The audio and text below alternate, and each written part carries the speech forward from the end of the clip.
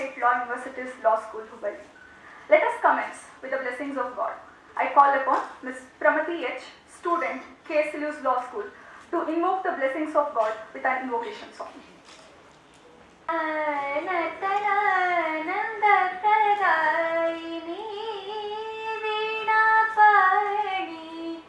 विश्वकल्याणी मौनद गायन कारणद नर्तन मौनद गायन कारणद नर्तन ध्यानद ಕಿವಿಗಳು ಅಮೃತ ಸ್ವಾದನ ವೀಣಾ ಪಾಣಿ ವಿಶ್ವಕಲ್ಯಾಣಿ ಯುಗ ಯುಗದಲ್ಲಿ ಜಗಕ್ಕೆ ನಿನ್ನೊಲವಿನ ಯುಗ ಯುಗದಲ್ಲಿ ಜಗಕ್ಕೆ ನಿನ್ನೊಲವಿನ ಸೊಗಸುನಿ ಸೂಸುತ್ತೆ ನಗುತ್ತ ನಿಂಬೆ ಯುಗ ಯುಗದಲ್ಲಿ ಜಗಕ್ಕೆ ನಿನ್ನೊಲವಿನ ಸೊಗಸುನಿ ಸೂಸುತ್ತೆ ನಗುತ್ತ ನಿಂಬೆ ಮುಗುದನಿ ಕೇಳೋಳ್ಪ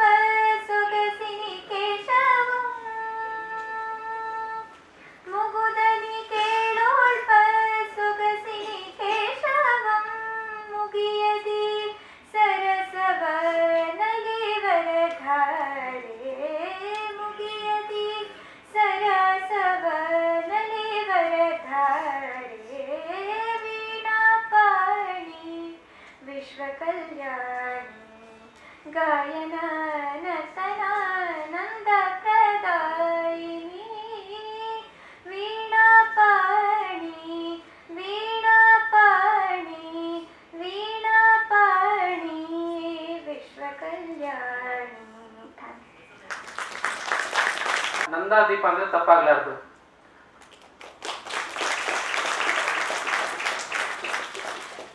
ಸರ್ ಅವರು ಬಹಳ ದೂರದವರಲ್ಲ. ಅವರು ಇಲ್ಲೇ ಅವರಿಗೆ ಮಣ್ಣಿನ ಮಗ ಅಂದ್ರೆ ತಪ್ಪಾಗ್ಲಾರ್ದು. ಇಲ್ಲೇ 25 ಕಿಲೋಮೀಟರ್ ದೂರದಲ್ಲಿರುವ MK ಹುಬ್ಬಳ್ಳಿಯಲ್ಲಿ ಅವರ ಅಜ್ಜ ಅಜ್ಜಿ ಊರಲ್ಲಿ ಜನಿಸಿದವರು. ಸರ್ ಅವರ ಪ್ರಾಥಮಿಕ ಶಿಕ್ಷಣ ತೋರ್ಗಲ್ ಗ್ರಾಮ ರಾಮದುರ್ಗ ತಾಲೂಕಿನಲ್ಲಿ ಆಗಿದ್ದು. ಆಮೇಲೆ ಹೈಸ್ಕೂಲು ರಾಮದುರ್ಗ ತಾಲೂಕಿನಲ್ಲಿ ಆಗಿದೆ. ಮತ್ತು ಸರ್ ಅವರು ಇಲ್ಲೇ KCDಯಲ್ಲಿ ಕ್ರಿಮಿನಾಲಜಿ ಮತ್ತು ಸೈಕಾಲಜಿಯಲ್ಲಿ BA ಮಾಡಿದ್ದಾರೆ. MA ಸೋಷಿಯಲ್ ವರ್ಕಲ್ಲಿ Tata institute of social science Bombay ಇಲ್ಲಿ ಅವರು first class first rank and best student ಆಗಿ ಹೊರಹೊಮ್ಮಿದ್ದಾರೆ. ಸರ್ ಅವರು ಅವರಿಗೆ ಜ್ಞಾನದ ದಾಹ ಬಹಳ ಇತ್ತು. ಹಾಗಾಗಿ ಕ್ರಿಮಿನಾಲಜಿಯಲ್ಲಿ MS ಮಾಡಿದ್ದಾರೆ ಫ್ಲೋರಿಡಾ ಸ್ಟೇಟ್ ಯೂನಿವರ್ಸಿಟಿಯಿಂದ. ಮತ್ತು ಅದರಲ್ಲಿ ಅವರು 3.9 GPA ಔಟ್ ಆಫ್ 4 ಪಾಯಿಂಟ್ಸ್ ಅಂದರೆ ಅಷ್ಟೊಂದು ಅಂದರೆ ಅದು ನನಗೂ ಅಷ್ಟು ಸರಿಯಾಗಿ ಹೇಳಕ್ಕೆ ಬರ್ತಾ ಇಲ್ಲ ಯಾವ ರೀತಿ ಡಾಕ್ಟರ್ ಇದನ್ನು ಅವಾರ್ಡ್ ಮಾಡ್ತಾರೆ ಅಂತೇಳಿ. ಅಷ್ಟು ಮೆರಿಟೋರಿಯಸ್ ಸ್ಟೂಡೆಂಟ್ ಸರ್ ಅವರು. ಅದೇ ರೀತಿ ಡೆವಲಪ್ಮೆಂಟ್ ಸ್ಟಡೀಸಲ್ಲಿ MSc ಮಾಡಿದ್ದಾರೆ ಇನ್ ದ ಇಯರ್ 94-95. ಅದು ಕೂಡ ಫಸ್ಟ್ ಕ್ಲಾಸಲ್ಲಿ ಪಾಸ್ ಆಗಿದ್ದಾರೆ. ಸರ್ ಅವರು ಡಾಕ್ಟರಲ್ ಸ್ಟಡೀಸ್ ಇನ್ USA ಕ್ರಿಮಿನಾಲಜಿಯಲ್ಲಿ ಅವರು ತಮ್ಮ ಹೆಚ್ಚಿನ ವಿದ್ಯಾಭ್ಯಾಸವನ್ನು ಮಾಡಿದ್ದಾರೆ. ಇಷ್ಟು ಹೇಳಿದರೆ ಭಾಳ ಇದು ಪೇನ್ ಅಂದರೆ ಇದನ್ನಿಸ್ಬೋದು. ಲೈಕ್ ಫ್ರೀ ಅಂದರೆ what I told from Torgal to Florida, from Torgal to London. ಸರ್ಗೆ ಅವರಿಗೆ ಈ ಲಾಂಗ್ ಜರ್ನಿ ಏನಿತ್ತು ಅದು ಹೂವಿನ ಹಾಸಿಗೆ ಆಗಿರಲಿಲ್ಲ. ಅವರು ಒಂದು ಬಡ ರೈತ ಕುಟುಂಬದಲ್ಲಿ ಜನಿಸಿದವರು.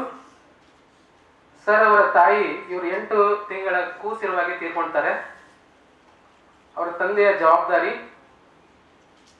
6 ವರ್ಷದ ಸಿಸ್ಟರ್ ಇವರನ್ನ ಪಾಲನೆ ಪೋಷಣೆ ಮಾಡೋ ಜೊತೆಗೆ ಆ ಬರಗಾಲ ಮತ್ತು ಬಡತನದಲ್ಲಿ ಎಷ್ಟು ಕಷ್ಟಪಟ್ಟಿದ್ದಾರೆ ಅವ್ರ ತಂದೆರಂದರೆ ನಿಜವಾಗೂ ಭಾಳ ಅದ್ಭುತವಾದದ್ದು.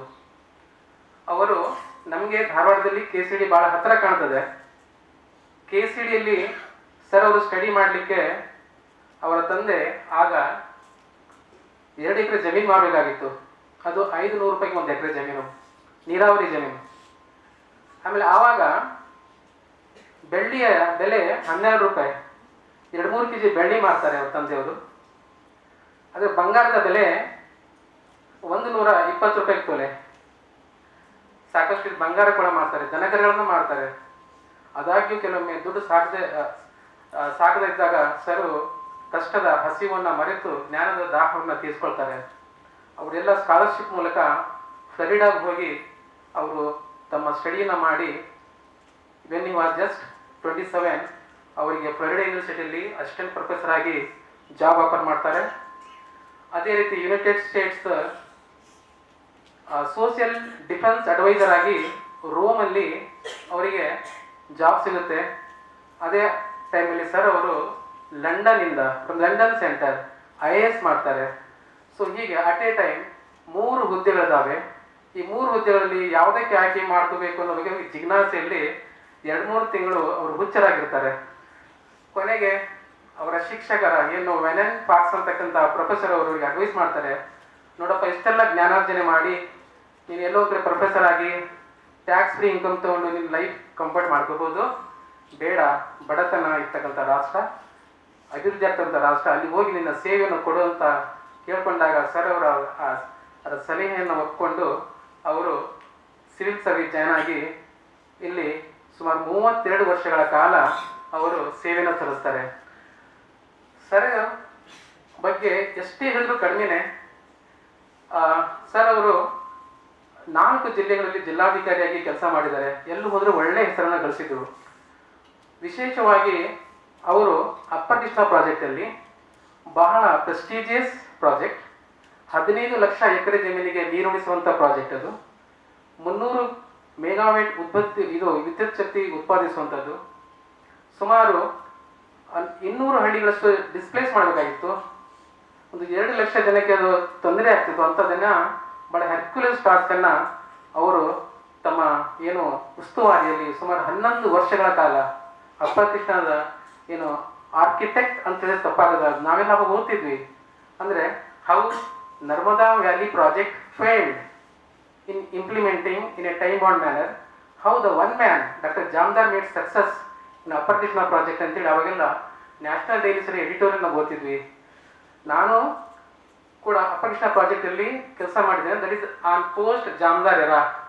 ಅಂದರೆ ನಾನು ಅಸಿಸ್ಟೆಂಟ್ ಕಮಿಷನರ್ ಹಾವೇರಿಯಿಂದ ಟ್ರಾನ್ಸ್ಫರ್ ಆಗಿ ಲ್ಯಾಂಡ್ ಅಕ್ವಿಸಿಷನ್ ಆಫೀಸರ್ ಆಗಿ ಅಪ್ಪರ್ ಕೃಷ್ಣ ಪ್ರಾಜೆಕ್ಟ್ಗೆ ಹೋದಾಗ ನನಗೆ ಕೇಳಿದೆ ಎಲ್ಲಿ ಕಮಿಷನರ್ ಆಫೀಸ್ ಅಂತೇಳಿ, ಅಥವಾ ಆಯುಕ್ತರು ಪುನರ್ವಸತಿ ಪುನರ್ನಿರ್ಮಾಣ ಎಲ್ಲಿ ಅಂತ ಕೇಳಿದಾಗ ಯಾರೂ ಹೇಳಿಲ್ಲ. ಅಲ್ಲಿ ಒಬ್ಬ ನಿದ್ದನ್ನು ಓಡ್ ಬಂದು ಜಾಮ್ದಾರ್ ಆಫೀಸ್ ಏನು ಸರ್ ಅಂತ ಕೇಳಿದ್ರು. ಅಂದರೆ ಆ ವ್ಯಕ್ತಿಯಿಂದ ಆಫೀಸನ್ನು ದುಡಿಸ್ತಾ ಇದ್ರು. ಚಂಡೀಗಢ ಮಾಡಲಲ್ಲಿ ನಮ್ಮ ನವನಗರವನ್ನು ಕಟ್ಟಿದ್ದಾರೆ ಬಾಗಲಕೋಟ್ದು. ಅದು ಒಮ್ಮೆ ತಾವೆಲ್ಲ ನೋಡಿ. ಜೊತೆಗೆ ನಾವು ಫೀಲ್ಡ್ಗೆಲ್ಲ ಹೋದಾಗ ಸರ್ ಅಲ್ಲಿ ನವಲ್ಗುಂದ ಬೇರೆ ಬೇರೆ ತಾಲೂಕುಗಳಲ್ಲಿ 7-8 ತಾಲೂಕು ಬರ್ತಿದ್ದು. ಹೋದಾಗ ಸ್ವಲ್ಪ ಏನೋ ಸ್ಪಾಟ್ ಇನ್ಫೆಕ್ಷನ್ ಇದ್ದಾಗ ಹೋದಾಗ ಮನೆ ಒಳಗಡೆ ಪಾಪ ಜನ ಭಾಳ ಒಳ್ಳೆಯರು, ಭಾಳ ಒಳ್ಳೆ ಜನ ಕರೆದು ನಮಗೆ ಕೆಲಸ ಜೊತೆಗೆ ಸ್ವಲ್ಪ ಟೀ ತಿಂಡಿ ಎಲ್ಲ ಕೊಡ್ತಿದ್ರು. ನಾವು ಮನೆಗಳಿಗೆ ಹೋದಾಗ ನೋಡ್ತಿದ್ದು ಅವ್ರ ಮನೆಗಳಲ್ಲಿ ಬಸವಣ್ಣವ್ರ ಫೋಟೋ ಜೊತೆ ಆ ಏರಿಯಾದಲ್ಲಿ. ಸೊ ಸರ್ ಬಗ್ಗೆ ಭಾಳಷ್ಟು ಹೇಳ್ತಿದೆ. ನಾನು ಅವರು ಏನು ಈ ಅಪ್ಪರ್ ಕೃಷ್ಣ ಪ್ರಾಜೆಕ್ಟ್ ಸಕ್ಸಸ್ ಮಾಡಿದ್ದು ಒಂದು ಅದ್ಭುತವಾಗಿರ್ತಕ್ಕಂಥ ಕೆಲಸ. ಅವ್ರು ಎಷ್ಟು ಶ್ರಮಜೀವಿ ಅಂದರೆ ನಮಗೆ ಬೆಳಗ್ಗೆ 10 ಗಂಟೆಗೆ ಬೆಲ್ಲ ಆದ್ಮೇಲೆ 5 ಗಂಟೆ ಆಗ್ತಿಲ್ಲ, ಸಾಯಂಕಾಲ 7 ಗಂಟೆಗೆ ಮೀಟಿಂಗ್ ಶುರು ಮಾಡಿದ್ರೆ ನೆಕ್ಸ್ಟ್ ಡೇ ಮಾರ್ನಿಂಗ್ 4 o'clockವರೆಗೂ ಮೀಟಿಂಗ್ ಮಾಡ್ತಿದ್ರು ಸರ್ ಅವರು. ಅಷ್ಟೊಂದು ಕ್ರಿಯಾಶೀಲ, ದಕ್ಷ, ಪ್ರಾಮಾಣಿಕ ಅಧಿಕಾರಿ. ಅವರಿಂದ ನಾವು ಕೂಡ ಕಲ್ತಿಲ್ಲಿ ಬಂದು ನೋಡಿ, ಒಬ್ಬ ಅಧಿಕಾರಿ ಇಷ್ಟೊಂದು ಹೆಸರು ಗಳಿಸ್ಬೋದಾ? ನಾವು ಯಾಕೆ ಆ ಕಡೆ ಒಲವು ಆಗಬಾರ್ದು, ಒಲವು ತೋರಿಸ್ಬಾರ್ದು, ಸಿವಿಲ್ ಸರ್ವಿಸ್ ಮಾಡಬಾರ್ದು ಅಂತ ಆ ಸೀನ್ ನನಗೆ ಮೋಟಿವೇಟಿಂಗ್ ಫ್ಯಾಕ್ಟ್ರಲ್ಲಿ ಆ ಸೀನ್ ಕೂಡ ಬಂದು. ಫಾರ್ಚುನೇಟ್ಲಿ ನಾನು KS ಮಾಡಿ ರಿಪೋರ್ಟ್ ಮಾಡ್ಕೊತಾ ಇರುವಾಗ ಡಾಕ್ಟರ್ ಜಾಮ್ದಾರ್ ಸರ್ ಅವರೇ ಪ್ರಿನ್ಸಿಪಲ್ ಸೆಕ್ರೆಟರಿ ಇದ್ದು. ಸೊ ಈ ವಿಷಯವನ್ನು ಹಂಚ್ಕೊಂಡಾಗ ಭಾಳ ಖುಷಿ ಅನ್ನಿಸ್ತು. ಬಹುಶಃ ನಾನು ಇರಲಿಕ್ಕೆ ಕಾರಣ ಎಲ್ಲೋ ಅವರೇ ಅನ್ನೋದು ನನಗೆ ಭಾಳ ನನ್ನ ಆತ್ಮ ಸಂತೋಷ ಆಗ್ತಾ ಇದೆ. ಇದು ಒಂದು ರೀತಿ ಅವರ ಸ್ಪೆಷಲ್ ಲೆಕ್ಚರ್ ಜೊತೆಗೆ ಒಂದು ಗುರುವಂದನ ಕಾರ್ಯಕ್ರಮ ತರ ಕೂಡ ಆಗ್ತಾ ಇದೆ. ಸೊ ಹಾಗಾಗಿ ಸರ್ ಬಗ್ಗೆ ಇನ್ನು ಹೇಳೋದು ಭಾಳ ಇತ್ತು. ಅಂದರೆ ನಮಗೆ 98, 99 ಮತ್ತು 2005ರಲ್ಲಿ ಹೆಚ್ಚು 200 ಜನ ತಹಸೀಲ್ದಾರ್ಸು. ಅವರಿಗೆಲ್ಲರಿಗೂ ಉತ್ತಮ ತರಬೇತಿನ ಕೊಟ್ಟರು. ಆಮೇಲೆ ಎಲ್ಲೂ ಕೂಡ ಈ ರಾಜಕಾರಣಿಗಳ ಹಿಂದೆ ಪತ್ರ ಇಟ್ಕೊಂಡು ಹೋಗ್ಲಿಕ್ಕೆ ಅವಕಾಶ ಕೊಡಲಿಲ್ಲ. ಅವರು ಹೇಳಿದ್ದು ಒಂದೇ ಒಳ್ಳೆ ತರಬೇತಿ ಕೊಟ್ಟು, ನೀವು in which taluk in which sub division your interested ಅಂತೇಳಿ ಕೇಳಿದಾಗ ಎಲ್ಲರೂ ಒಂದು ರಿಕ್ವೆಸ್ಟ್ ಪತ್ರ ಕೊಟ್ಟು, ಅಷ್ಟು ಈಗ ನಾವು ಎಲ್ಲೆಲ್ಲಿ ರಿಕ್ವೆಸ್ಟ್ ಕೊಟ್ಟಿದ್ದೀವಿ ಕೊಟ್ಟಿದ್ದೆ ಅಲ್ಲಿಗೆ ಅವ್ರು ಪೋಸ್ಟಿಂಗ್ ಮಾಡಿಕೊಟ್ಟಿದ್ದಾರೆ ಜಾಮದಾರ್ ಸಾಹೇಬ್ ಅವರು. ಅದೇ ಒಂದು ಈಗ ತಾಲೂಕಿನ ಪೋಸ್ಟಿಂಗ್ ತಗೋಬೇಕಂದ್ರೆ ಬಹುಶಃ ಈ ವೇದಿಕೆ ಸೂಕ್ತ ಅಲ್ಲ ಅನ್ನಿಸ್ತದೆ ನಾನು ಹೇಳೋದು. ಸೊ ಅಷ್ಟು ಅದ್ಭುತವಾಗಿರ್ತಕ್ಕಂಥ ಒಬ್ಬ ಆಡಳಿತಾಧಿಕಾರಿ. ಬಹುಶಃ ಇಂಥ ಒಬ್ಬ ವ್ಯಕ್ತಿ ಇವತ್ತು ನಮಗೆ ಸಿಕ್ಕಿರೋದು ಬಹಳ ಒಂದು ಪುಣ್ಯವೇ, ನಮ್ದು ಅದೃಷ್ಟವೇ ಸರಿ ಅಂತ ಹೇಳ್ಕೊಳ್ತೇನೆ. ಬಹುಶಃ ಅವರು ಮಾಡಿರ್ತಕ್ಕಂಥ ಕೆಲಸಗಳು 37 ವರ್ಷ ಸರ್ವಿಸಲ್ಲಿ ಯಾವುದೇ ಪ್ರಸ್ತಾವನೆ ಸರ್ಕಾರಕ್ಕೆ ಹೋದ್ರೆ ಯಾವುದೇ ಸರ್ಕಾರ ನೋ ಅಂದಿಲ್ಲ. ಪ್ರತಿಯೊಂದು ಅಪ್ರೂವಲ್ನ ಅವರ ಪ್ರಪೋಸಲ್ನ ಅಪ್ರೂವ್ ಮಾಡಿದ್ದಾರೆ. ಬಹುಶಃ UKPಯಲ್ಲಿ 11 ವರ್ಷ ಸೇವೆ, 5 ಜನ ಮುಖ್ಯಮಂತ್ರಿಗಳು, 4 ಸರ್ಕಾರಗಳು, ಇವರಿಗೆ ಏನು ಮಾಡೋಕ್ಕಾಗಲಿಲ್ಲ. ಒಂದೇ ಒಂದು ದಿನ ಅತಿ ಒತ್ತಡಕ್ಕೆ ಟ್ರಾನ್ಸ್ಫರ್ ಮಾಡಿದ್ರು. ಅದೇನೋ because of high pressure on CM one day very next ಡೇನ ಅವರಿಗೆ ಮತ್ತೆ ಇನ್ಸ್ಟೇಟ್ ಮಾಡಿದ್ರು. ಯಾಕಂದ್ರೆ ವರ್ಲ್ಡ್ ಬ್ಯಾಂಕ್ ಇಂದ ಬರ್ತಕ್ಕಂಥ ಫಂಡ್ ಅನ್ನ ಡಾಕ್ಟರ್ ಜಾಮದಾರ್ ಅಲ್ಲಿ ಇದ್ದೇ ನಾವು ಕೊಡೋದಿಲ್ಲ ಅಂತ ಹೇಳಿ ಅವರಿಗೆ ಇದು ಬಂತು. ಎಲ್ಲಿ ವರ್ಲ್ಡ್ ಬ್ಯಾಂಕ್ ಇಂದ ಆಗ್ತಿದ್ ಒಂದು ಇದು ಬಂದ್ಮೇಲೆ ಅಡ್ವೈಸ್ ಬಂದ್ಮೇಲೆ again was reinstated. But one day ನಾನು ಕೇಳಿದ ಪ್ರಕಾರ ಜಾಸ್ತಿ ಕ್ರ್ಯಾಕರಿಂಗ್ ಮಾಡಿದ್ದು ಯಾರಂದ್ರೆ ಅಡ್ವೊಕೇಟ್ಸ್ ಅಂತ ಹೇಳ್ತಾರೆ. Otherwise your budding advocate don't mind ಏಕೆ ಅನ್ನೋ ಬಗ್ಗೆ ನಾನು ಅಷ್ಟು ತಿಳ್ಕೊಂಡಿಲ್ಲ. ಸೊ ಒನ್ ಡೇ ಟ್ರಾನ್ಸ್ಫರ್ ಆಗಿದೆ ಅಷ್ಟೇ. ಸೊ ಸರ್ ಅಷ್ಟೊಂದು ಅದ್ಭುತವಾಗಿರ್ತಕ್ಕಂಥ ವ್ಯಕ್ತಿ. ಬಹುಶಃ ಇಂಥ ಅಧಿಕಾರಿಗಳು ನನ್ನ ಒಂದು 15 ವರ್ಷ ಸೇವೆಯಲ್ಲಿ ನಾನು ಕಂಡಿಲ್ಲ. ಈಗಿನ ಸಿನಾರಿಯಲ್ಲಿ ಅಂತೇಳಿ ಬಹುಶಃ ಇಂಥ ಒಬ್ಬ ವ್ಯಕ್ತಿ ನಮ್ಮ ನಾಡಿನಲ್ಲಿ ಇದ್ರ ಅನ್ನೋದು ಒಂದು ಇಂಥ ಒಬ್ಬ ಅಧಿಕಾರಿ ನಮ್ಮಲ್ಲಿ ಇದ್ರ ಅನ್ನೋ ಬಗ್ಗೆ ಮುಂಬರುವ ಜನಾಂಗ ಸಂಶಯ ಪಡ್ಬೋದು ಅಂದ್ರೆ ತಪ್ಪಾಗ್ಲಾರ್ದು. ಬಹುಶಃ ಜಾಮದಾರ್ ಸಾರೇ ಅವರು ಸಾಟಿ. Jamadar sir Mrs Jamadar, no other officer will fill that vacuum ಅಂತ ನಾನು ಅಂತ ಇದ್ದೀನಿ. ಬಹುಶಃ ಇಂಥ ಒಬ್ಬ ಹೆಮ್ಮೆಯ ಮಗನನ್ನ ಜನ್ಮ ನೀಡಿದ ಕನ್ನಡ ಮಾತೆ ಧನ್ಯಳು ಅಂತ ನಾನು ಹೇಳಿಕ್ಕೆ ಇಷ್ಟಪಡ್ತಾ ಇದ್ದೀನಿ. ಸೊ ಸರ್ದವರ ಸ್ಪೀಚ್ ಇದೆ, ಸ್ಪೆಷಲ್ ಲೆಕ್ಚರ್ ಇದೆ. ಹಾಗಾಗಿ ನನ್ನ ಬ್ರೀಫ್ ಆಗಿ ನನ್ನ ಇದನ್ನ ಇಂಟ್ರಡಕ್ಷನ್ನ ಇಲ್ಲಿಗೆ ಕೊನೆಗೊಳಿಸಿ ತಮ್ಮೆಲ್ಲರ ಪರವಾಗಿ ಬಹುಶಃ ಆನ್ಲೈನಲ್ಲಿ ನಮ್ಮ ಸಾಕಷ್ಟು ಜನ ಕಿರಿಯ IAS ಆಫೀಸರ್ ಕೂಡ ಜಾಯ್ನ್ ಆಗಿದ್ದಾರೆ, KS ಆಫೀಸರ್ ಜಾಯ್ನ್ ಆಗಿದ್ದಾರೆ. ಅವರು ಕೂಡ ಇದನ್ನ ವಾಚ್ ಮಾಡ್ತಾ ಇದ್ದಾರೆ. ನಾನು ನಿಮ್ಮೆಲ್ಲರ ಪರವಾಗಿ KSLU ಪರವಾಗಿ ನಾನು ಅವರಿಗೆ ಈ ಸಣ್ಣ ಒಂದು ಇಂಟ್ರಡಕ್ಷನ್ ಇಂದ ಅವರಿಗೆ ಹೃತ್ಪೂರ್ವಕವಾದ ಸ್ವಾಗತವನ್ನು ಕೊಡ್ತೇನೆ. ಸ್ವಾಗತ ಸರ್. ಅದೇ ರೀತಿ ಕಳೆದ 2-3 ತಿಂಗಳಿಂದ ನಮ್ಮ ವಿಶ್ವವಿದ್ಯಾಲಯದ ವೈಬ್ರೆನ್ಸಿ ಹೆಚ್ಚಿಸತಕ್ಕಂಥ ಮತ್ತು ಪ್ರತಿಯೊಂದು ಅಭಿವೃದ್ಧಿ ಕಾರ್ಯಗಳಲ್ಲಿ ಡೈನಾಮಿಕ್ ಆಗಿ ಏಬಲ್ ಗೈಡೆನ್ಸ್ ಮತ್ತು ಅವರ ಒಂದು ಸಲಹೆಯಿಂದ ನಾವು ಒಳ್ಳೊಳ್ಳೆ ಕೆಲಸಗಳನ್ನು ಮಾಡ್ತಾ ಇದ್ದೀವಿ. ಮತ್ತು sir is very key and instrumental in organizing this kind of functions. Our Honorable Vice Chancellor sir. Sir, you are also welcome to this function, sir. I also welcome Dean of our university, Sri G.V. Patil sir. So you are welcome. ಅದೇ ರೀತಿ director and registrar evaluation professor Ratna Baramagouda madam ಅವರಿಗೂ ನಾನು ಸ್ವಾಗತ ಕೋರ್ತೇನೆ. ಅದೇ ರೀತಿ ತಾವೆಲ್ಲ ನಮ್ಮ teachers, all learn teachers, assistant professor ಈ ಕಾರ್ಯಕ್ರಮ ಮಾಡುವಲ್ಲಿ ಸಾಕಷ್ಟು ಶ್ರಮಿಸಿದ್ದೀರಾ, ತಮಗೂ ನಾನು ಸ್ವಾಗತ ಕೊಡ್ತೇನೆ. ಅದೇ ರೀತಿ ಯಾರೆಲ್ಲ ಅಧಿಕಾರಿಗಳು ಮತ್ತು ಬಹುಶಃ ಫ್ರಮ್ ಲಂಡನ್ನಿಂದ ಕೂಡ ನಮ್ಮ ಸಿಸ್ಟರಿನ ಜಾಯ್ನ್ ಆಗಿದ್ದಾರೆ ಅಂದ್ಕೊಳ್ತೇನೆ, ಅವರಿಗೂ ಕೂಡ ನಾನು ಈ ವೇದಿಕೆ ಮೂಲಕ ಸ್ವಾಗತವನ್ನು ಕೋರ್ತಾ ಅಂತ ವಿಶೇಷವಾಗಿ ಮುಂದೆ ವಿದ್ಯಾರ್ಥಿಗಳು you are the budding law no advocates. So sir ಅಲ್ಲಿ ಇರ್ತಕ್ಕಂಥ ಏನು ಕ್ರಿಮಿನಲ್ ಇರ್ತಕ್ಕಂಥ ಸಬ್ಜೆಕ್ಟ್ ಎಕ್ಸ್ಪರ್ಟೈಸ್ ಏನಿದೆ ಇಂಥ ಕಾರ್ಯಕ್ರಮ ಮುಂದೂ ಕೂಡ ಮಾಡಿ ಆ ಪರಿಣಿತಿಯನ್ನ ಈ ಮುಂದಿನ ಜನಾಂಗಕ್ಕೆ ಟ್ರಾನ್ಸ್ಫರ್ ಆಗಲಿ ಅಂತ ನಾನು ಬಯಸುತ್ತಾ ನನ್ನ ಈ ಚಿಕ್ಕ ಸ್ವಾಗತ ಭಾಷಣವನ್ನು ಮುಗಿಸ್ತೇನೆ. ಎಲ್ಲರಿಗೂ ನಮಸ್ಕಾರ. Respected Registrar Mr. Jube, Srimati Baramgowda, also your Dean Dr. G.V. Patil, members of the faculty, and all those who are joining online transmission of this lecture, all the officers and others, and my dear students. In English there is only one word, student. It includes both ladies and gentlemen. In German language, like in Kannada, Vidyarthi, Vidyarthini, in German language there is a student is a boy, studentin is a girl. So I'm using English, so my dear students. This is my second visit to this university after it was started. First time I came here in the year 2013 and 14 when Dr. Subramania was the Vice Chancellor. At that point of time, my retirement, I wouldn't say after retirement, when I was Principal Secretary Home, I had sought for voluntary retirement from the government. That time, the then Chief Minister told me, no voluntary retirement. What do you want is, I want to go and teach in the university as a dean. This subject, criminology. He said, okay, you go and teach. I'll allow you. But I will not give you voluntary retirement. So under that agreement between the government and me and the Rani Channamma University, I went over there and established, with the cooperation of the then Vice Chancellor and the syndicate, the School of Criminology and Criminal Justice in RCU, which I headed for next 3 years. During that time, I wanted to have a kind of tie-up with the Karnataka State Law University and the RCU in respect of criminology courses, to be jointly shared between the two universities, and that agreement was in effect for the first 4 years, and I guess it is lapsed. I checked up with the present dean that he said it has lapsed, we have to renew it again. So during that occasion, I had come and discussed, we signed the MOU, I had gone. After that, I didn't have much of a contact with the university. But somehow, when the land was to be selected for this university, the then Minister S.K. Patil was very instrumental in starting this university, and I was Principal Secretary Revenue.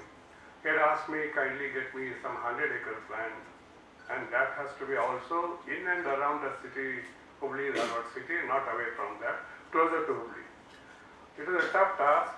We could identify bits and chunks and pieces here and there. So as a result, we were able to get only about 58 acres of land. 1 year Akshay Patra, this is all part of this already given to industrial area. We cancelled it. Akshay Patra, which took some land. And this IB and the KSRP building was here. We said we can close down that school, which of course subsequently I ratified as Principal Secretary Home Department, but this proposal started when I was Principal Secretary Revenue.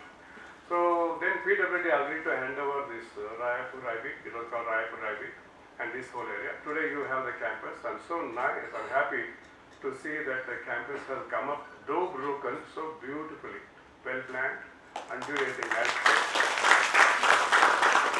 It's really a very beautiful campus. I'm sure once you have planted trees, grow further, it will look really impressive, because landscape is undulating. There's a misconception among many people that a flat land is good. No. An undulating landscape allows a creative architect to build that undulation into the beauty and make a beautiful campus. I can see here this campus or next buildings and other things. But this university campus we could not have in one place. So probably the chunk which is far away, you can make it into a staff campus for the staff quarters and all that. Hostel has to be very close to the university to enable the students. So I'm happy to be here with you again for the second time. Now I'm no longer a professor, I've retired. And I'm glad that today you have given me this opportunity to share my few random thoughts about the subject I have given to you. Now, something more than that I would like to tell you about the scenario in the country and the world. Life has become very complex, both for the collective and the individual. So once a life becomes complex, you start simplifying it. One way of simplification is specialization. I'll just recollect some of my random memories in this. Way back in 1990, I was registrar of Bangalore University. At that point of time, Bangalore University was a multi-faculty university. I hope you understand what it means. Multi-faculty means there were no separate universities for different faculties. The first ever university which was set up as a special university for a single subject was National Law School of India University, NLSUIU. It's the first time in the country, and it has become a trendsetter for the whole country today. NLSU was carved out of Bangalore University. That time I was a member of the think tank. I don't know whether you heard that word. Mr. Ramakrishna Bagle was the Chief Minister.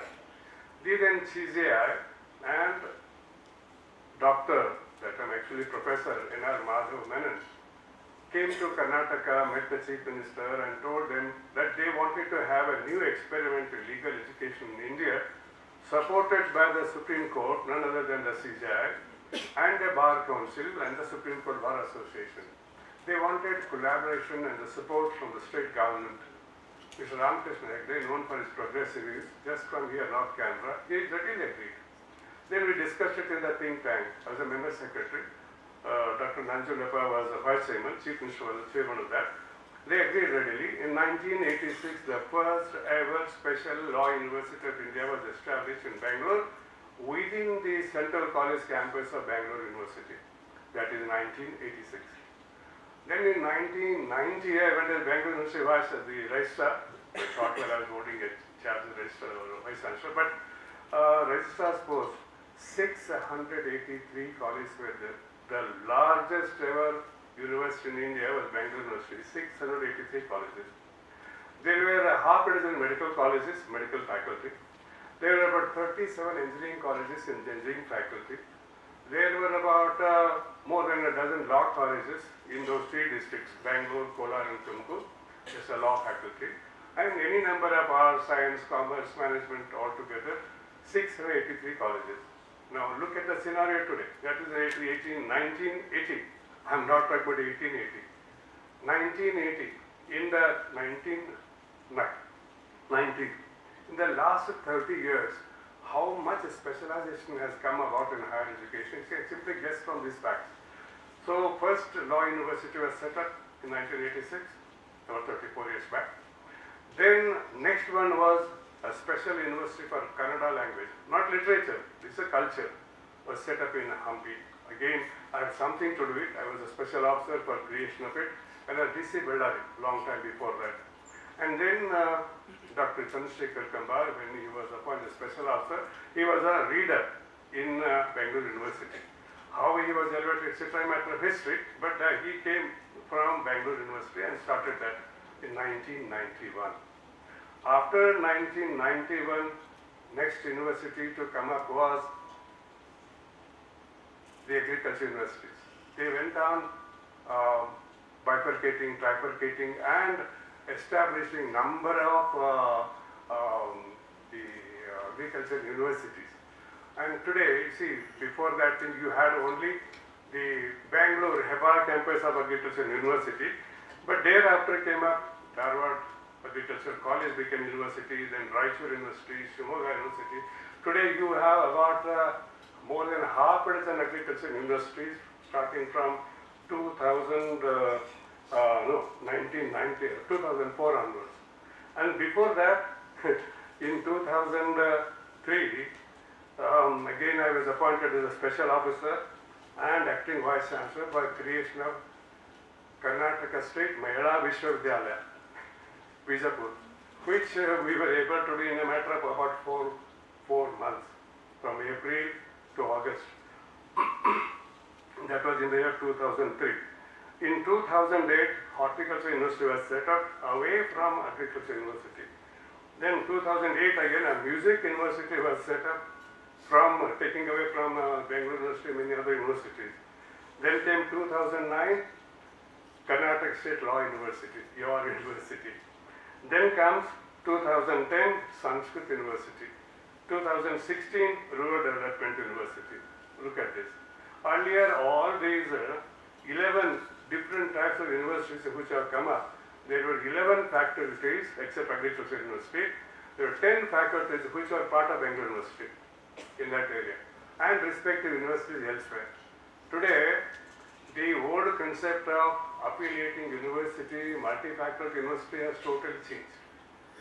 Now what does it mean? These are single subject or single faculty universities. In a single faculty university, what is the purpose?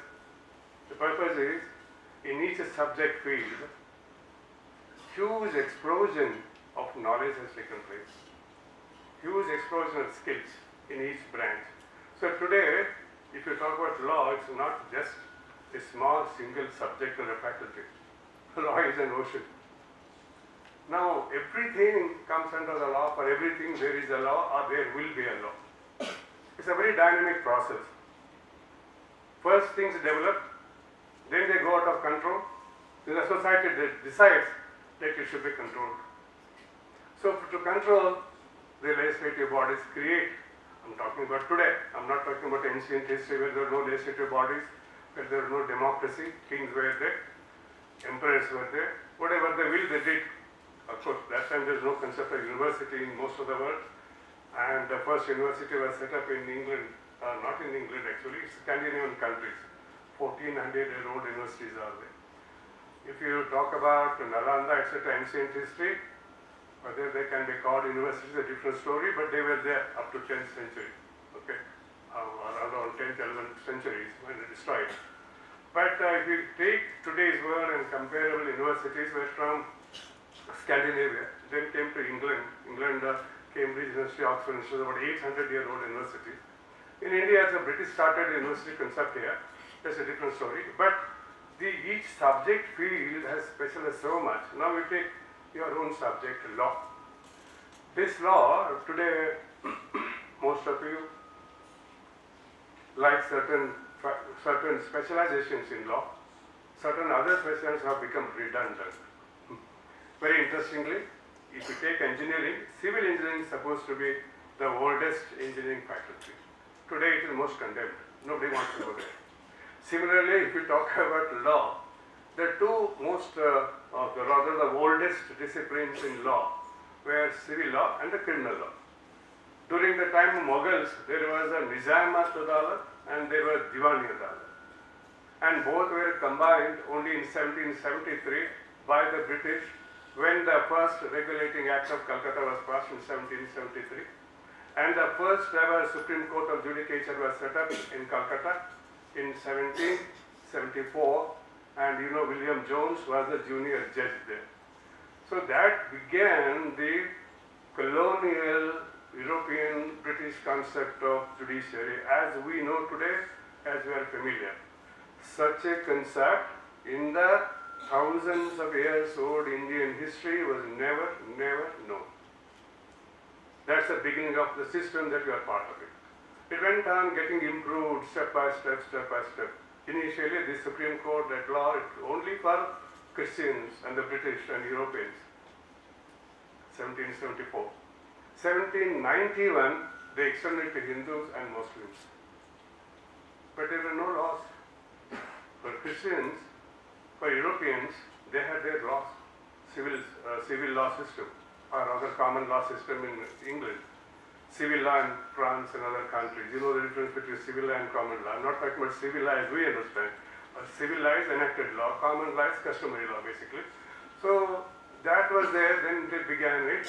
Then what happened was, these were combined. After they combined and extended to India, the Indians, the Hindus and Muslims, which are majority, other than other religions were forgotten, they also did not have personal law. Very strange things happened. I was discussing with a PC before he came here. You see, 1791, from that time to 1861, it's a long period. 1791, 1891, 1860. It's about more than 160-year period. You should see what was existing in India and how was it being implemented. It's very important today to know this for a simple reason. Today's government is thinking back or going back to the ancient roots, going back to Manusmriti, changing the Indian constitution into non-secular, non-socialist Hindu Rashtra. You have heard about this. I'm not saying anything new. You have read about it in the newspapers and being heard every day in every forum, in the media, being mentioned by the rulers who are, or the ruling party that it is. It's a different matter altogether. But this fact you must try to remember what happened and what was happening in the application of Hindu laws, Muslim laws from 1791 to 1861 when they were abolished altogether. What was happening? Whenever there was a matrimonial case, a criminal case or a civil case against an Englishman, there were laws. They would apply those laws to the Europeans. But when it came to Hindus, what laws they were applying? I'm sure some of you have read it. They were applying Hindu personal laws. How many Hindu personal laws are there? As you know, Shastric language, Hindu law, there are 18 smritis, 18. You have perhaps heard about Manusmriti. There is Narada Smriti. There is a Vishnu Smriti. There is a Parashar Smriti. And I'm sure all of you have heard about Yajnavalkya Smriti. Why you know about it? Because of Mitakshara law, which was in existence up to 2005, the last amendment, is part of Yajnavalkya Smriti. It was reinterpreted by Vijnaneshwara. Mind you, this all over India. 75-80% of India covers Mitakshara law. Whereas Dayabhaga is covered only in West Bengal, Assam, parts of Bihar and Orissa. All the whole country follows Mitakshara law. Why? Mitakshara law is a Hindu personal law. It's a part from Yajnavalkya Smriti. What is happening? There were about nearly 600 Rajas ruling in India, and there was also separate British territory. And this system applied only in British India, not in princely India. In princely states, what was the judicial system, Hindu system? Kindly ponder over it. During this window period, 1791 to 1861. There were 18 Smritis. To assist the British judges, they used to call Sanskrit Pandits who knew the Shastras. They would interpret, this man has stolen something, this man has beaten something, this man has tried to rape somebody. So what Hindu law says about rape, about theft, about robbery, whatever, then they would go and see their Shastras, Smritis, and they say, this is it, this is it. But they were not uniform. There are 18 Smritis. Manusmriti is one of the 18. Parashar Smriti says something else. Yajnavalkya Smriti says something else. So in different states of India, different Smritis were in existence as interpreted by the Brahmin Pandits, knowing Sanskrit, well versed in those Smritis. So there was no uniformity. And worst of all, I am underlining worst of all. Why worst of all? All the Indian 18 Smritis are discriminative. There is no question of uniformity. Just to give an example, if it is a criminal law, if it is a Manusmriti, some Raja is following, or Yajnavalkya Smriti, some Raja is following, or Parashar Smriti, some Raja is following. What we are saying? If it is basically based on Varnashrama Dharma, should it be? Varnashrama Dharma. If a Brahmin commits a crime, he cannot be punished. He can only be exiled. He cannot be put to death. He cannot be sent to jail. These kind of jails were not there, or dungeons were there. He cannot be sent to jail. He cannot be convicted for death penalty. He can only be exiled. But the same offense is committed by Shudra. He should be hanged in one of the 18 ways. You have read IPC, I'm sure. IPC are only half a dozen types of punishment. No death penalty, one of them, of course. Worst. Then life imprisonment, and then you have imprisonment rigorous and simple. Then you have fines and all that. What's your forfeiture of property, half a dozen things are there. But in these Hindu Smritis, types of death penalty to be imposed varied from state to state among the 600 Maharajas. What was it? Somebody's death penalty means he should be killed by throwing him in the boiling water. Somebody else says, no, burn him in the stakes. In the fire, you throw him in the fire pit, let him die. Let him die in the boiling water or boiling oil. Or inching. What is inching? Have you heard about this word inching?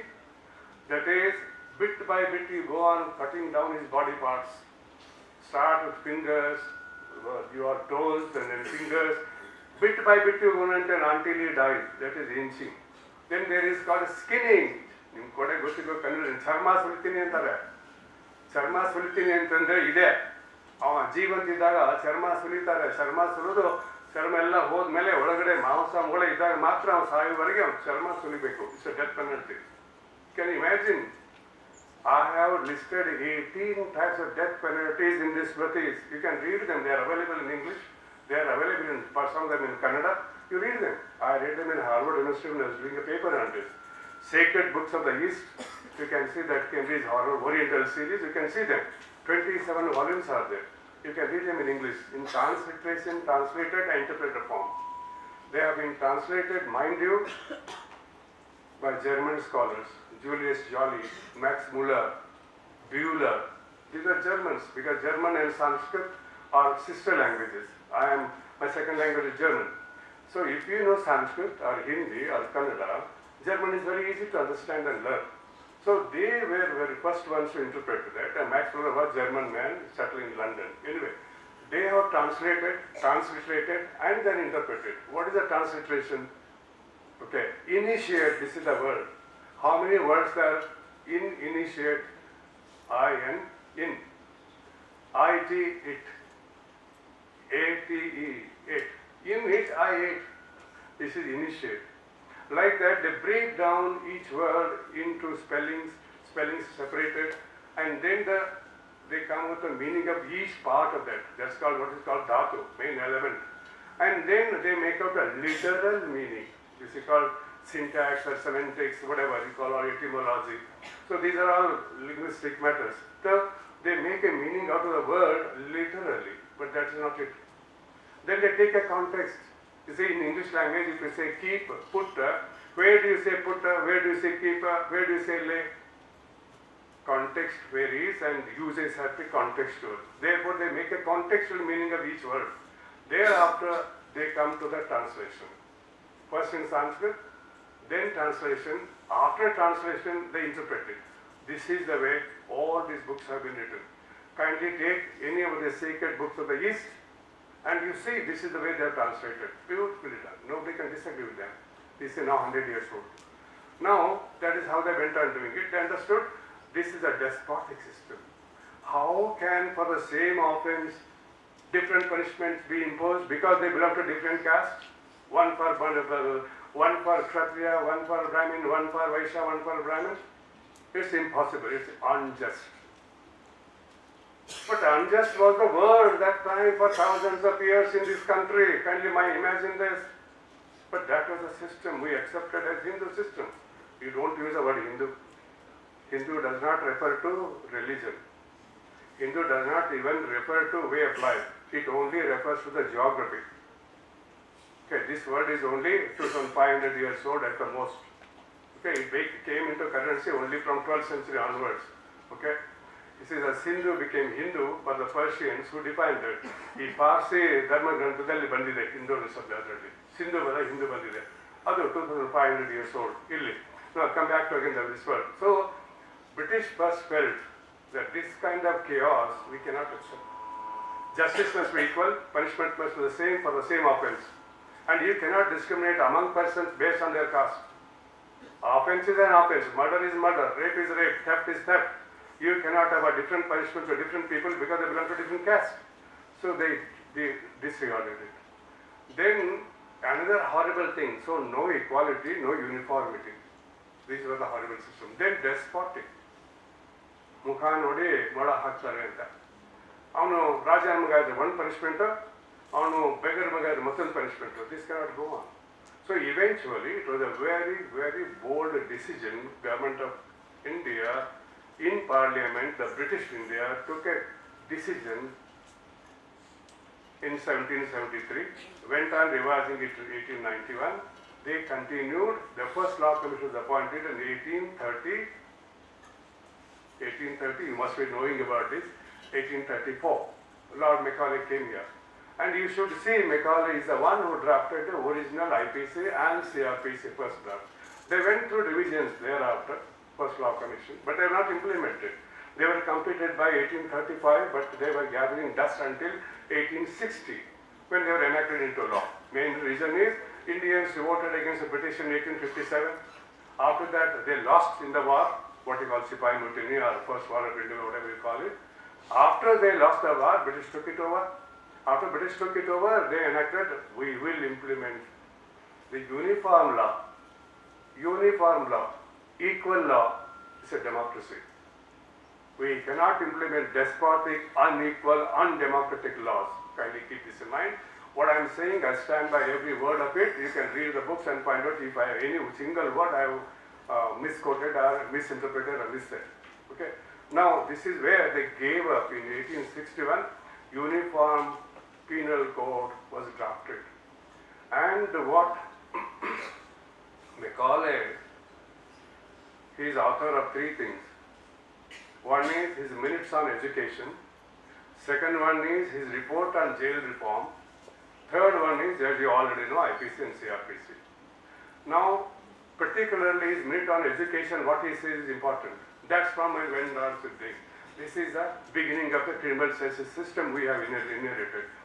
I was discussing with your Vice Chancellor there in the IB before I came here.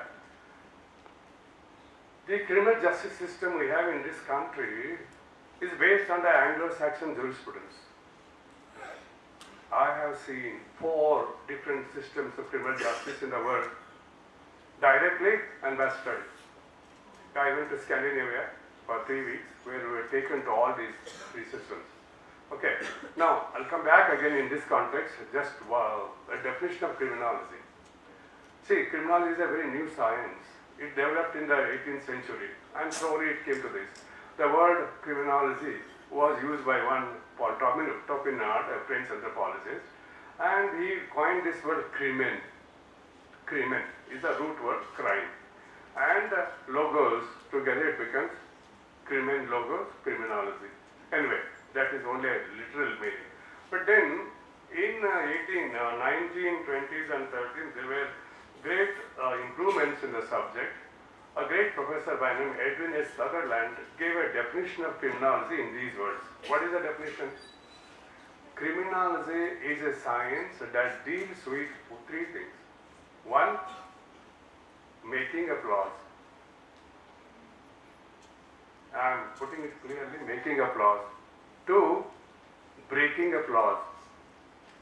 3 is reactions to breaking of laws. Therefore, I come back here. Making of laws. Who makes the laws? Politicians, the parliament, the criminal policy, the public policy, political science, the constitution. Are they part of criminology? I am putting the question to you. I am also to Vice Chancellor. If you start a school of criminal justice, which Dr. Madhav Menon wrote 2 reports, and he was a member of the Government of India appointed committee. One committee was Committee on Criminal Justice Policy. What should be criminal justice policy? When do you make a particular behavior of people into crime? When do you define it as crime? For example, just take example in 2018, just about 4 years back, they enacted a new law by amending section 375 IPC rape. Most of the boys, particularly in this part of Harvard, etc., you know, teasing girls is very common. Subhash Road is known for it in Harvard. I don't know Hubballi what place. Today, friends, that is a crime. Stalking is a crime. Stalking means following a girl, teasing her, is a crime. This is 2018 definition. Peeping Toms is a crime. It was not so until that time. Okay. So who decides? On what basis you decide? Verma report. So this is where the politicians, policymakers and the parliament has to think about what acts of individual behavior in the country deserves to be made into a crime or defined as a crime under criminal law. So this is very broad definition of criminology. Then breaking the laws. Of all of you sitting here, only 1 or 2 of you may violate a law. What makes it to violate a law? Under what circumstances you violate a law or commit a crime? I told you, commit a crime, it's a criminal law. What makes you? That is criminology per se. Criminology per se. Then, third one comes. Criminology, it developed in the 18th century, and slowly it came to this. The word criminology was used by one Paul Topinard, a French anthropologist, and he coined this word crimen. Crimen is the root word crime. And logos, together it becomes crimen logos, criminology. Anyway, that is only a literal meaning. But then, In 1920s and 30s, there were great improvements in the subject. A great professor by name Edwin S. Sutherland gave a definition of criminology in these words. What is the definition? Criminology is a science that deals with three things. One, making of laws. I am putting it clearly, making of laws. Two, breaking of laws. Three is reactions to breaking of laws. Therefore, I come back here. Making of laws. Who makes the laws? Politicians, the parliament, the criminal policy, the public policy, political science, the constitution. Are they part of criminology? I am putting the question to you. I am also to myself. If you start a school of criminal justice, which Dr. Madhav Menon wrote 2 reports, and he was a member of the Government of India appointed committee. One committee was Committee on Criminal Justice Policy. What should be criminal justice policy? When do you make a particular behavior of people into crime? When do you define it as crime? For example, just take example in 2018, just about 4 years back, they enacted a new law by amending section 375 IPC rape. Most of the boys, particularly in this part of Harvard, etc., you know, teasing girls is very common. Subhash Road is known for it in Harvard. I don't know Hubballi what place. Today, friends, that is a crime. Stalking is a crime. Stalking means following a girl, teasing her, is a crime. This is 2018 definition. Peeping Toms is a crime. It was not so until that time. Okay. So who decides? On what basis you decide? Verma report. So this is where the politicians, policymakers and the parliament has to think about what acts of individual behavior in the country deserves to be made into a crime or defined as a crime under criminal law. So this is very broad definition of criminology. Then breaking the laws. Of all of you sitting here, only 1 or 2 of you may violate a law. What makes it to violate a law? Under what circumstances you violate a law or commit a crime? I tell you, commit a crime, it's a criminal law. What makes you?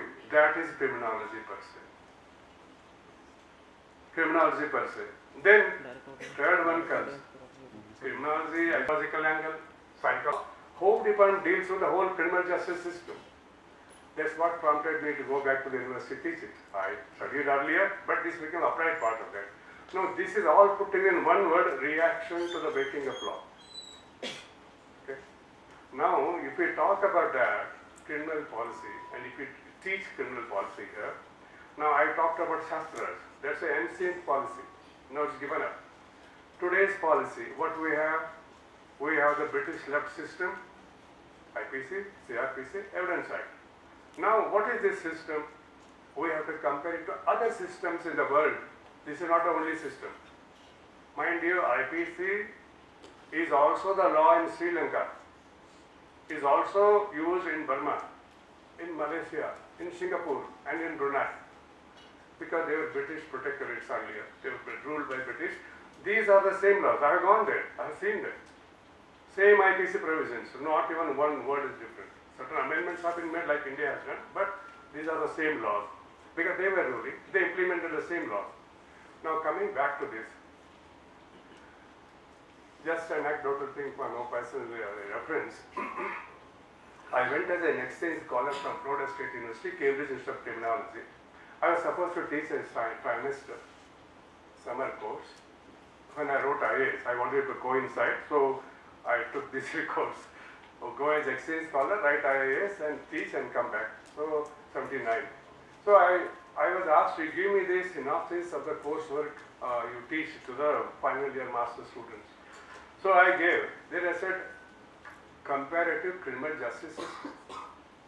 Which are these 4 systems? I wrote 4. One I wrote Indian system. Second I wrote Anglo-Saxon jurisprudence. Anglo-Saxon, the British system. Third, I wrote French system. Fourth, I wrote Scandinavian. These are the four models and different models of criminal justice in the world. There is also tribal model, leave it. In India also tribal model is there. If you go to northeastern states, okay. IPC, CRPC, everything don't apply there. Anyway. Now coming back, the head of the department told me, what is Indian about it? How is Indian system different from the British? Because British system only is developed in India. It's only British who made. Why do you want to teach it? My simple answer to him is all you people know in England. Your own people created, but they created differently. How different is it? I would like to tell you certain hard facts.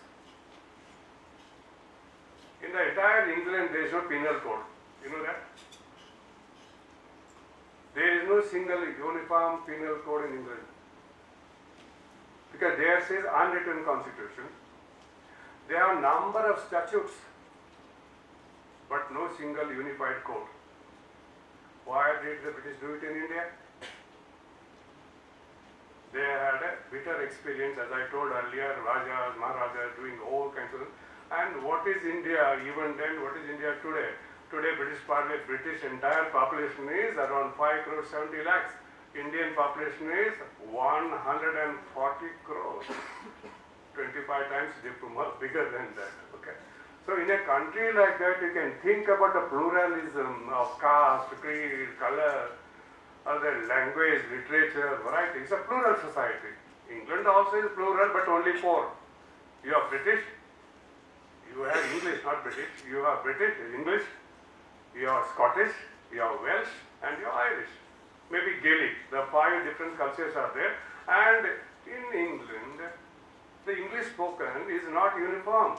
If you think King's English, Queen's English, the pure English, it does not exist in England itself. Are you? Okay, I wrote my IAS from there, I did my MSc from there, I visited several times. So King's English is different, or maybe upper echelons of the society talk about. One more thing very interestingly, we talked about mother of democracy is England. What democracy? What is their upper house? House of Lords. It is not elected. It is hereditary. See, we abolished hereditary kings in India, but they did not abolish in them. 640 members sitting in the upper house of England are not elected, hereditary. His great-great-grandfather was there, grandfather was there, father was there, he is there, his son will be there, his great-grandson will be there. They are permanent members. Is it democracy? Think about it. We say it's the mother of democracy. Okay. It's a very interesting thing. And the lords are different. These 614 odd members, they are still royals living there.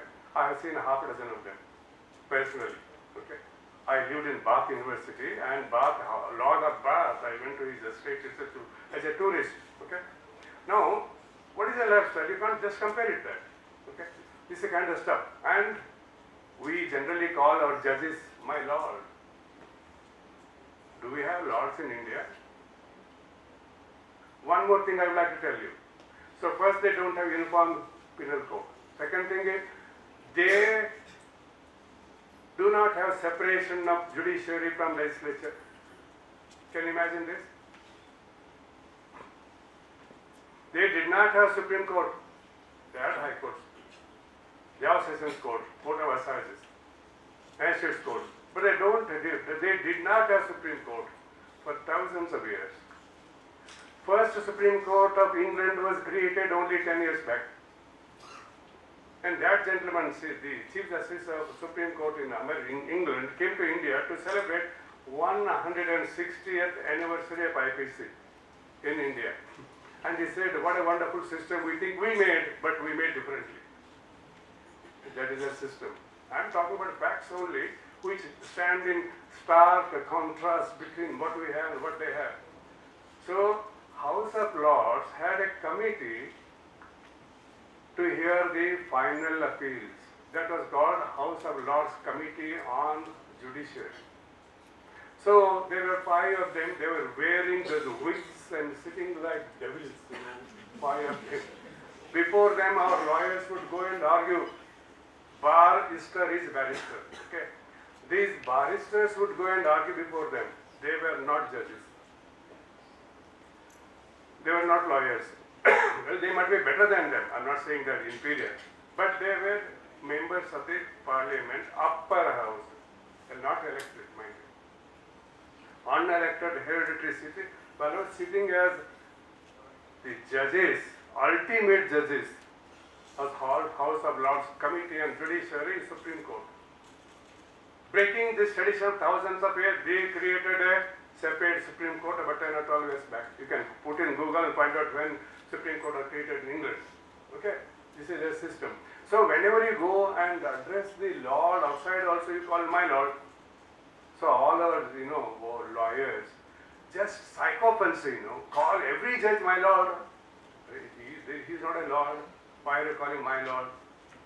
So some judges in the Supreme Court have objected to this. Don't call my Lord or my Lord. They're supposed to be very high English, my Lord. Okay? That itself is whole misnomer. How we have copied certain wrong things I'm telling you in criminal justice system. Now we'll come to CRPC. Do they have a uniform procedure code? No. It all goes by customs, their conventions. Do they have a single evidence act? No. Check. But why do we have? Their own people created for us because of diversity here. They wanted to bring in uniform. What's the problem with this? Now you will study, you are already studying perhaps evidence act. Perhaps one of the most outstanding piece of legislation in the world in evidential law is Indian Evidence Act. Stating, after having said that, I must say, it is today outdated law. I am saying it with full confidence and with responsibility. Anybody can question me, any lawyer, any judge. How? You read three things there basically. Admissibility. There are so many provisions, what is admissible, what is inadmissible. And the judge, the presiding judge, cannot admit what is inadmissible in evidence law, cannot reject what is admissible. And if that happens, if the trial court judge, the lawyer is, the defense lawyer is saying something, the prosecutor says, objection, Your Honor, then the judge has to say, objection overruled or objection sustained because of admissibility. It's a very, very restrictive. Now I'll come back to that little later. Then you read about relevancy, another chapter, big chapter. And these are bywords and it has to be on the tip of the tongue of every practicing lawyer, which you are going to be soon after this, after passing. Relevancy. What is relevant? What is irrelevant? The law says that. Fixed. You cannot deviate 1 inch from this or from that. You take to American courts, you go to British courts, you go to European courts. You left it to the judge.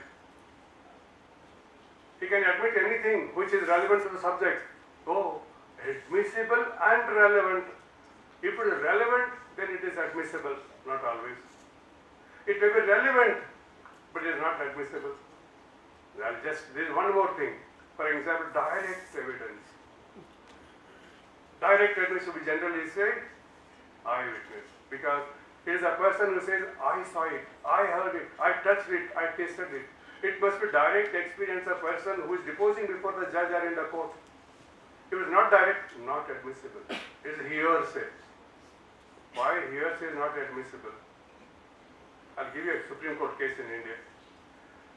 There was a Father Putenpura Supreme Court case you might have heard about.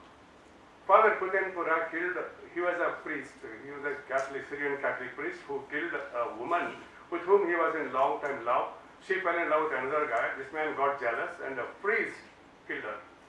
After killing, he went and confessed to another man, senior priest. You know, Christian tradition requires confession. So what is confession? All the crimes you go and commit, I go and tell this priest, I have committed this. And you transfer all your sins on his head, you are free. Like people in India say, you go to Ganga Nadi, take a dip, all your sins are washed away. So for Christians, by confession, you transfer your guilt to that priest who hears your confession, is what happened in this case. And whether he confessed or did not confess was a matter of fact, was a question of fact. Now, should it be forced or not? Now, this man went and told the priest, and then the priest was asked to depose before the court. He said, I will not. Why? It is my religious duty. It's my right of sanctuary, partly. So I will not confess. I will not say anything, whether he said or did not say, whether he confessed or did not, I will not say. The case went up to Supreme Court, and eventually he was made to confess. Tell what this man told. It's hearsay. He didn't say, I killed her. He went and told X, I told her. X's man is hearsay. How is that made a hearsay relevant? I'm telling only case laws only and exceptions. Now, why I'm saying all these things? Indian evidential law is outdated because it doesn't admit many other things. Now take for example section 43, fingerprints. You take section 45. Okay, in these scientific evidence comes in these two sections. Scientific evidence, there are so many rulings on that, it is not a conclusive proof. Now I'll tell you in my own experience another case. Third week of my going there in 76 to USA, in our campus, it's a big campus, 52,000 students living on the campus of Rhode State University. 52,000, it's a huge township.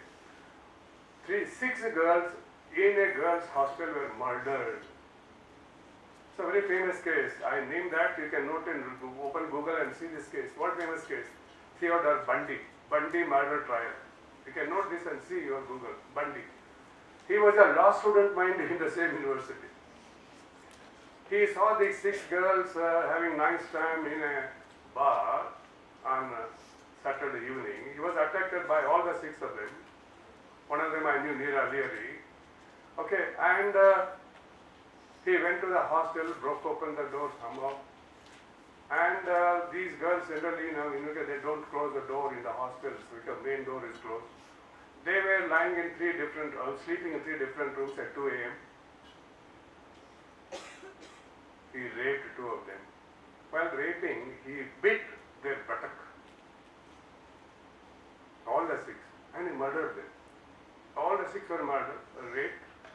And there was no direct evidence at all. The man was convicted simply because his teeth marks had clearly appeared on the buttocks of 3 girls. The teeth mark, not fingerprint, were lifted, produced. This is Bundy, nobody else. And the judges convicted him and he was hanged. But it took 10 years to hang him. That's another system I talk about separately.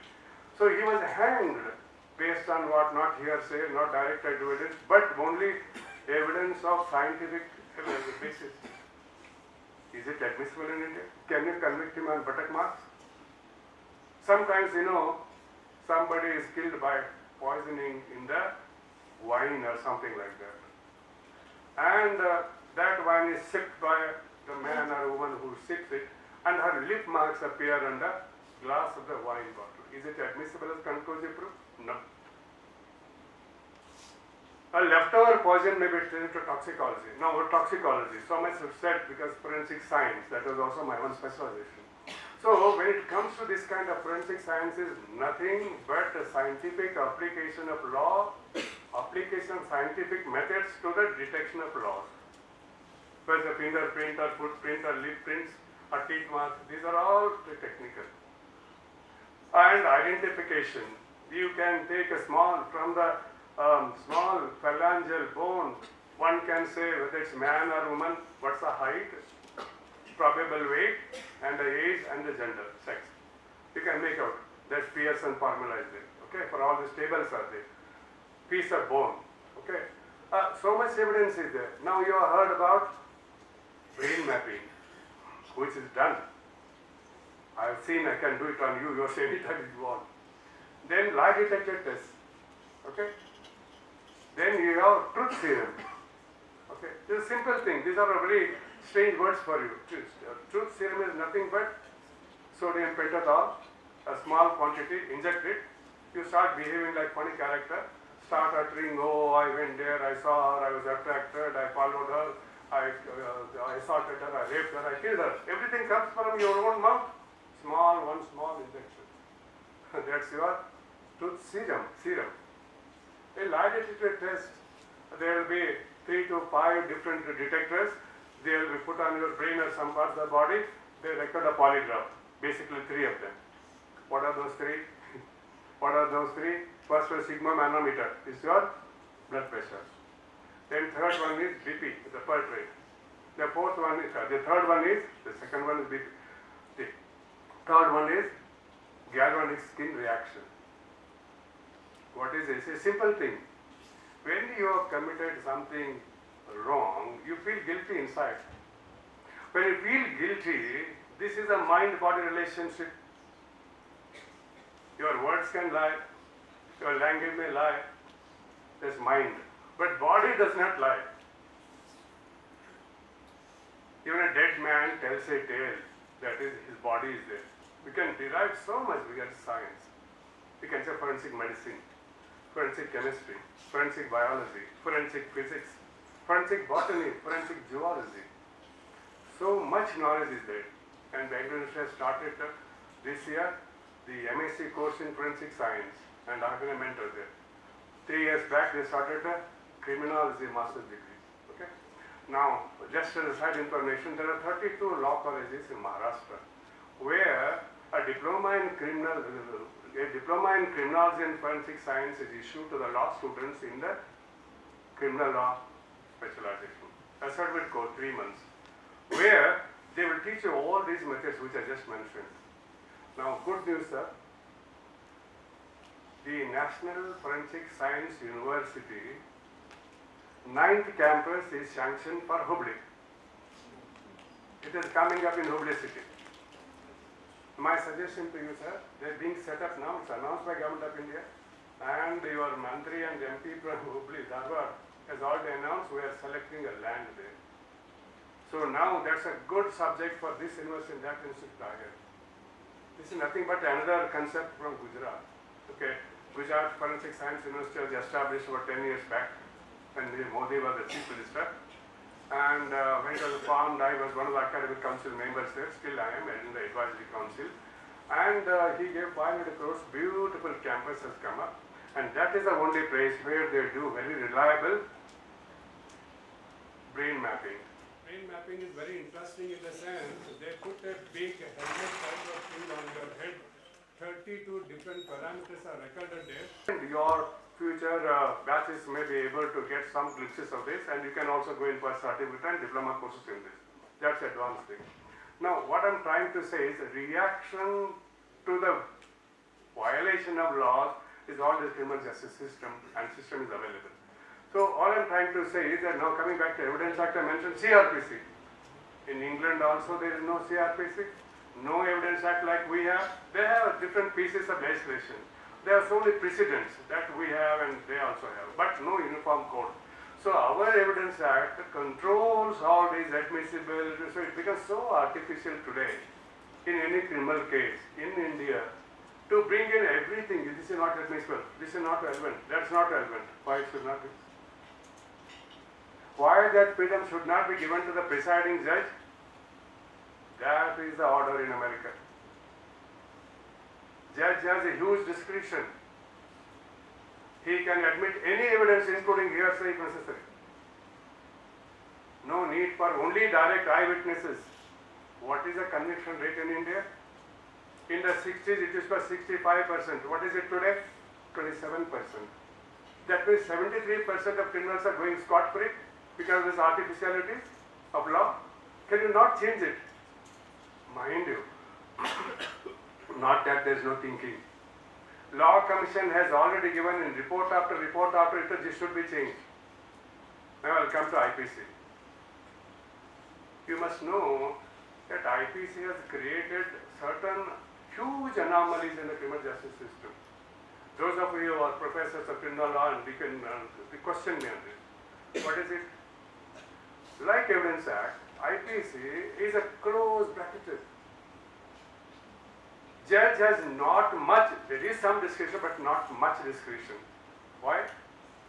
What should be given as a punishment if the person is proved to have committed a crime? It is mentioned there. Imprisonment 1 to 3 years, not exceeding 6 years, not exceeding this, or fine, or both. It's all mentioned in law. This is called determinate sentencing policy. In the criminal justice system, this is called determinate sentencing policy. That is our criminal justice system. It is easier to be a judge in India because everything is in the law. Whether you should give life imprisonment or you give 10 years of life, with or without rigorous work or no, that's all left here. Whether you should send him to jail, whether you should to community service or something else, you don't have discretion. So judges are not given discretion. Why? Because they did not trust Indian judges. They did not trust Indians. Indian bureaucracy, where I was part of that, also doesn't trust anybody except themselves. Same thing in judiciary. So there is no discretion. So this is determinate sentencing. Now compare it with American justice. Say American judges can sentence a person go and work in his farm. American judge can sentence him to do community service. Not work kasavadi. Library kutko. I just kelsa maduvali. They have this discretion available. Okay, community service is part of the sentencing, but it is not written law. This is judge's discretion. And what American judges give punishment? 150 years. What's your lifetime? 100 years maximum. Or 80 years or 75 years. 150 year imprisonment. How many times you are gone? Is it possible in India? And in America or in England or Europe, a judge can give hundreds of crores of compensation, particularly in divorce cases. Can Indian judge give? Can he give in crores? Can he give in lakhs? Some of the fines imposed on big fraudsters, people guilty of corruption, etc., they are given 5,000 rupees fine.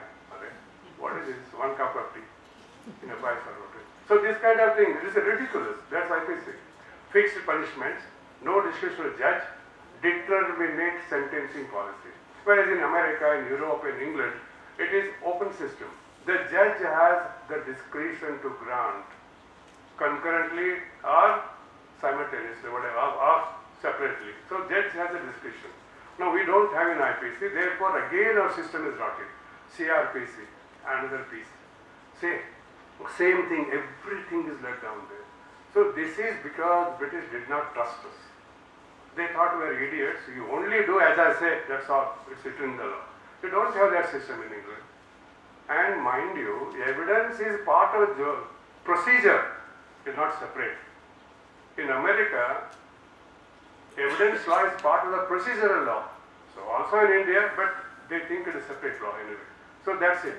But if you take, this is all what we talk about, British made Indian system, which they themselves don't follow, but we follow, his master's voice. Okay. And England also has, America, Canada, Australia also have Anglo-Saxon jurisprudence. What is this? First maxim. A person until proved guilty is presumed to be innocent. Now take the French system. Exactly opposite. In recent amendments, Indian Parliament is making this. In rape cases, the man is presumed to be guilty until proved otherwise. Recent law. Only by separate law, not IPC. Okay. Now in French system, it's the other way around. What is the other way around? You are proved to be guilty until you prove otherwise. That's a French inquisitorial system. Okay, exactly opposite, because French and British were always at loggerheads. Okay, they were fighting. Whatever French do, British do opposite or otherwise. Okay. Now in the Scandinavian system, they are both. You have accessorial system. One is inquisitorial French, adversarial British, and accessorial in Scandinavia, which I saw with my own eyes for 3 weeks there in Courtside. Okay, this is a kind of system, 3 differences. But each had its own drawbacks, but worst drawbacks in India. That's the reason our criminal justice system cannot be improved. So therefore what we do, Law Commission has been telling, scrap IPC, revise a new law. Amend CRPC once again after 74, it's amended. Now one more thing you know, India, we don't have jury system. Why? The juries are unreliable. They tell lies, they take money, they side with the accused or the otherwise. They also have their caste, nam jati nam dharma. Muslim ಇದ್ರೆ Muslim jury ಇದ್ರೆ ಅವ್ನು ಪರವಾಗಿ ಮಾಡ್ತಾರೆ, Christian ಇದ್ರೆ Christian ಮಾಡ್ತಾರೆ, ಹಿಂದೂ ಮಾಡ್ತಾರೆ, ಬ್ರಾಹ್ಮಣ್ ಮಾಡ್ತಾರೆ, S ಇದ್ರೆ ಎಸ್ ಸಿ ಮಾಡ್ತಾರೆ. This cannot work in jury. Mind you, in Western system, except in India, jury is part of criminal justice system. Who convicts or who acquits? Not a judge. It's a jury. Verdict of guilty, verdict of innocent is returned by the jury. Judge cannot question this. Judge's discretion is only in sentencing, and that is also not fixed. You see, Indian, you don't have jury first of all. Secondly, you don't have any options other than what is mentioned.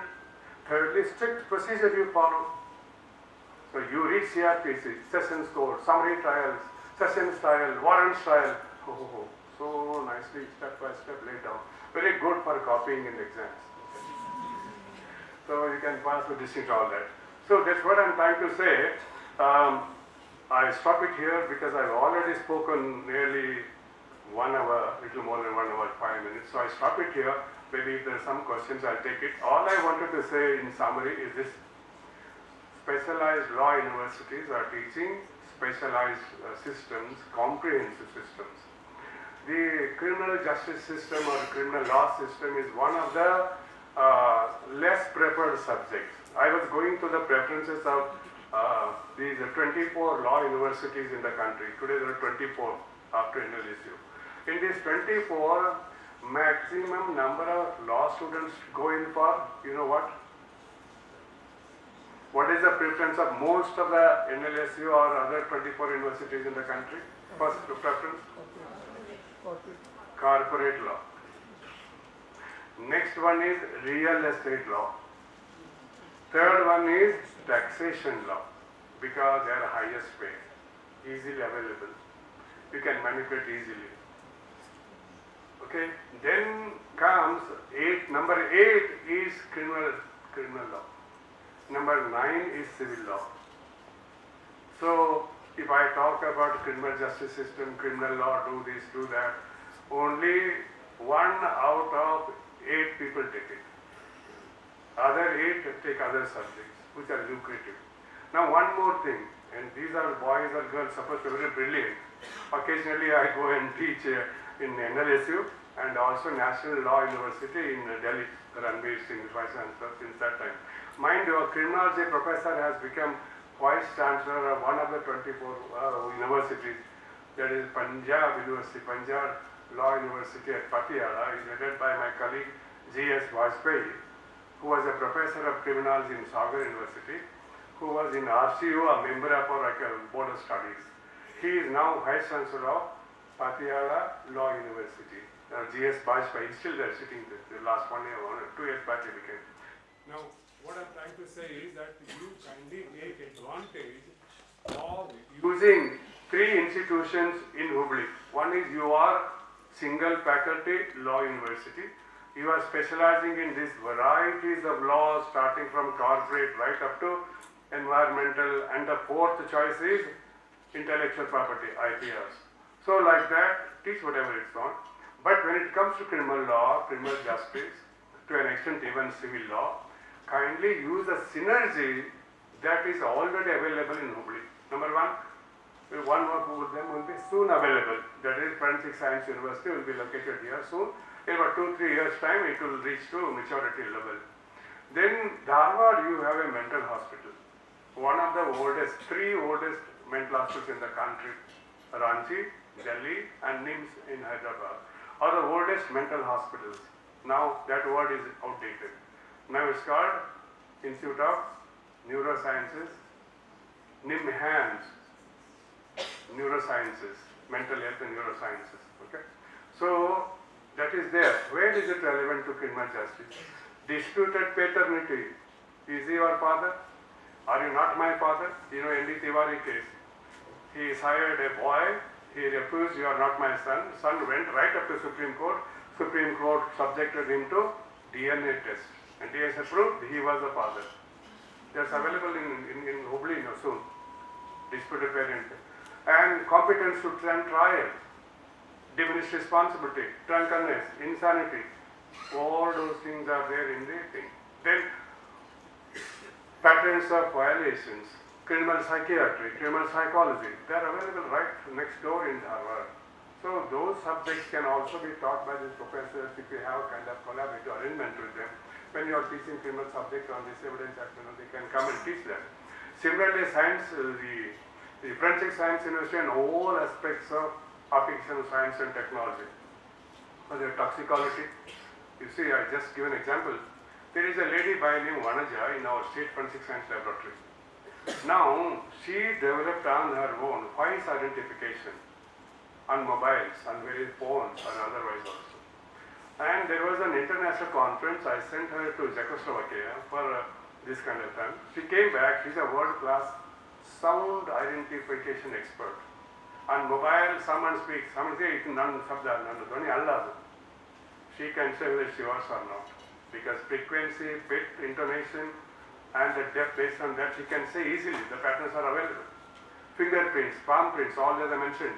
So today, without eyewitness, you can prove who is guilty, whether he is guilty or not. That's kind of state. And this university can definitely use that next door available to State Forensic Science University. I think I stop here, and if you have any questions, I would be glad to answer if I can. Not that every question I can answer. Please go ahead.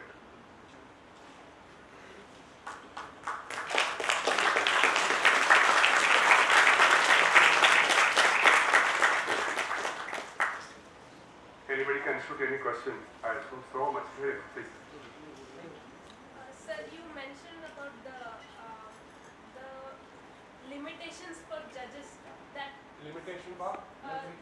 the judges they are not given that much discretion in terms of punishment. But if they are given a space to punish as they see fit, wouldn't it be a way for prejudices to play out, sir? And there would be unfair treatment. One punishment, one offense, one punishment would be fair. So how? This is exactly the question I wanted to raise. I am happy you raised that question. Now, please come. You see, murder is a crime. That's it. A person murders another person. Just example. What are the circumstances? And in India, no homicides and murders are increasing, so all rapes. Now, each murder is a unique case. There are no commonalities. A label called murder under section 300 or 302. 300 is punishment, 300 is murder, 299 is homicide. You can see in criminal homicide, they have exceptions, not amounting to murder, not amounting to murder, not amounting to murder. 5 or 6 different exceptions are there. When it comes to murder, they say intention, mens rea and all that, and then actors reuse, actors and reuse, what is this, animus nucendi and mens rea. These 3 basically make out, okay, when it comes to things. Now, if you want to prove that, how do you prove? Each murder is unique, each set of circumstances vary, okay. In a fit of anger, that's criminal homicide, if you does something. But fit of anger is out of what? Who provokes whom? Whether provoke is sufficient to murder is a different story. But this is, I have to go back to victimology here. You see, this is called penal couple. Penal couple has 2 people, a victim and his criminal. Now, that man committing crime is a criminogenesis. A man becoming his or her victim is a victimogenesis. When you put the 2 together, the criminogenesis plus victimogenesis, you have the complete situation that you can judge upon. Now, for example, a real case I am taking. Just this is from the place where I now live in a farmhouse. There was a girl who was in love with a boy, and she got married. She continued her affair with other wife, having husband, in spite of having husband for 3 years. And then she continued to have nice time. Once he was caught, they reprimanded. Second time they were caught, the boy was beaten, she was beaten. Third time they caught, then they went to police. Twice they didn't go. And before the police, girl said, I would like to go with that man, and I was forced to marry into this. Now what happened? Police said, you decide.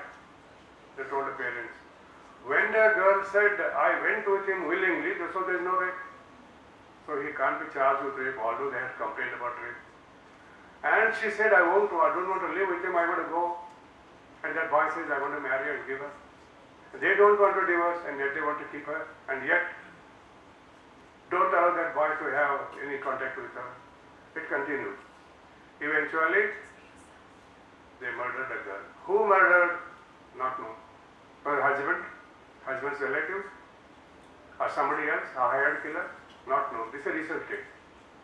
Now, how do you find the circumstances here, whoever murdered, so assuming that he's a super killer? Now there's one set. Assuming that's a husband, it's another set. Assuming that parents, a third set. Assuming that the girl's parents, a fourth set.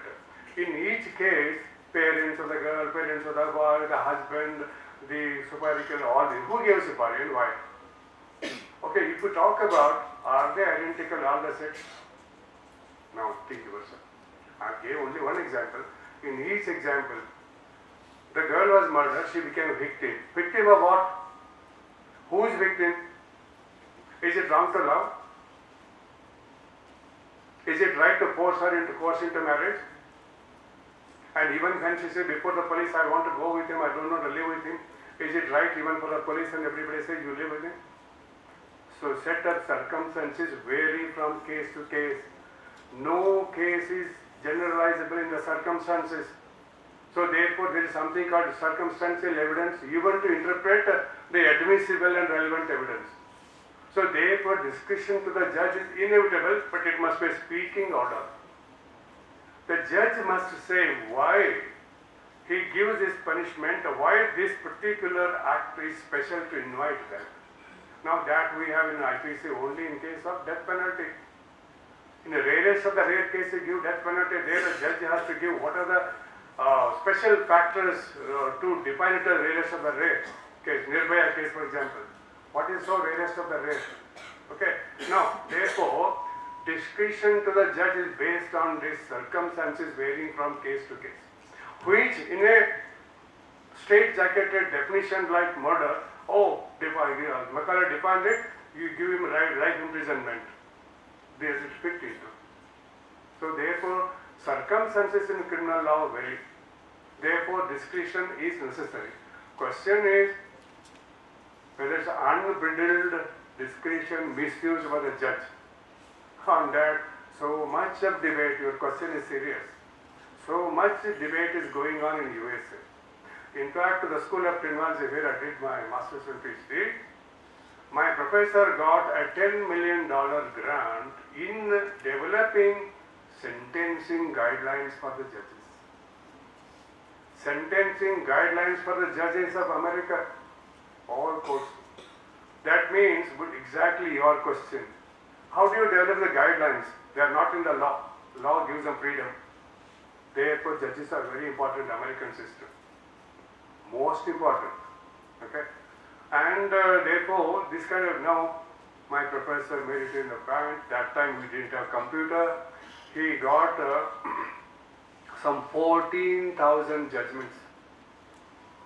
And this is a controlled experiment. I'll take another to explain. I don't want to digress. But question is, sentencing guidelines for judges has become necessity in those countries where judges have unbridled discretion. In India, you have least discretion. In those countries, total discretion. Your question is well taken. So it's a matter of balance. Yeah, thank you. Yeah. Anybody else? I'm sure all of you are hungry. And you will see. Yeah, please.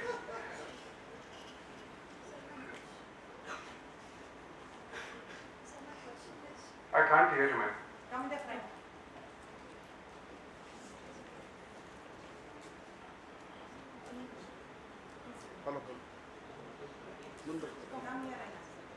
Yeah, I will repeat what you said to.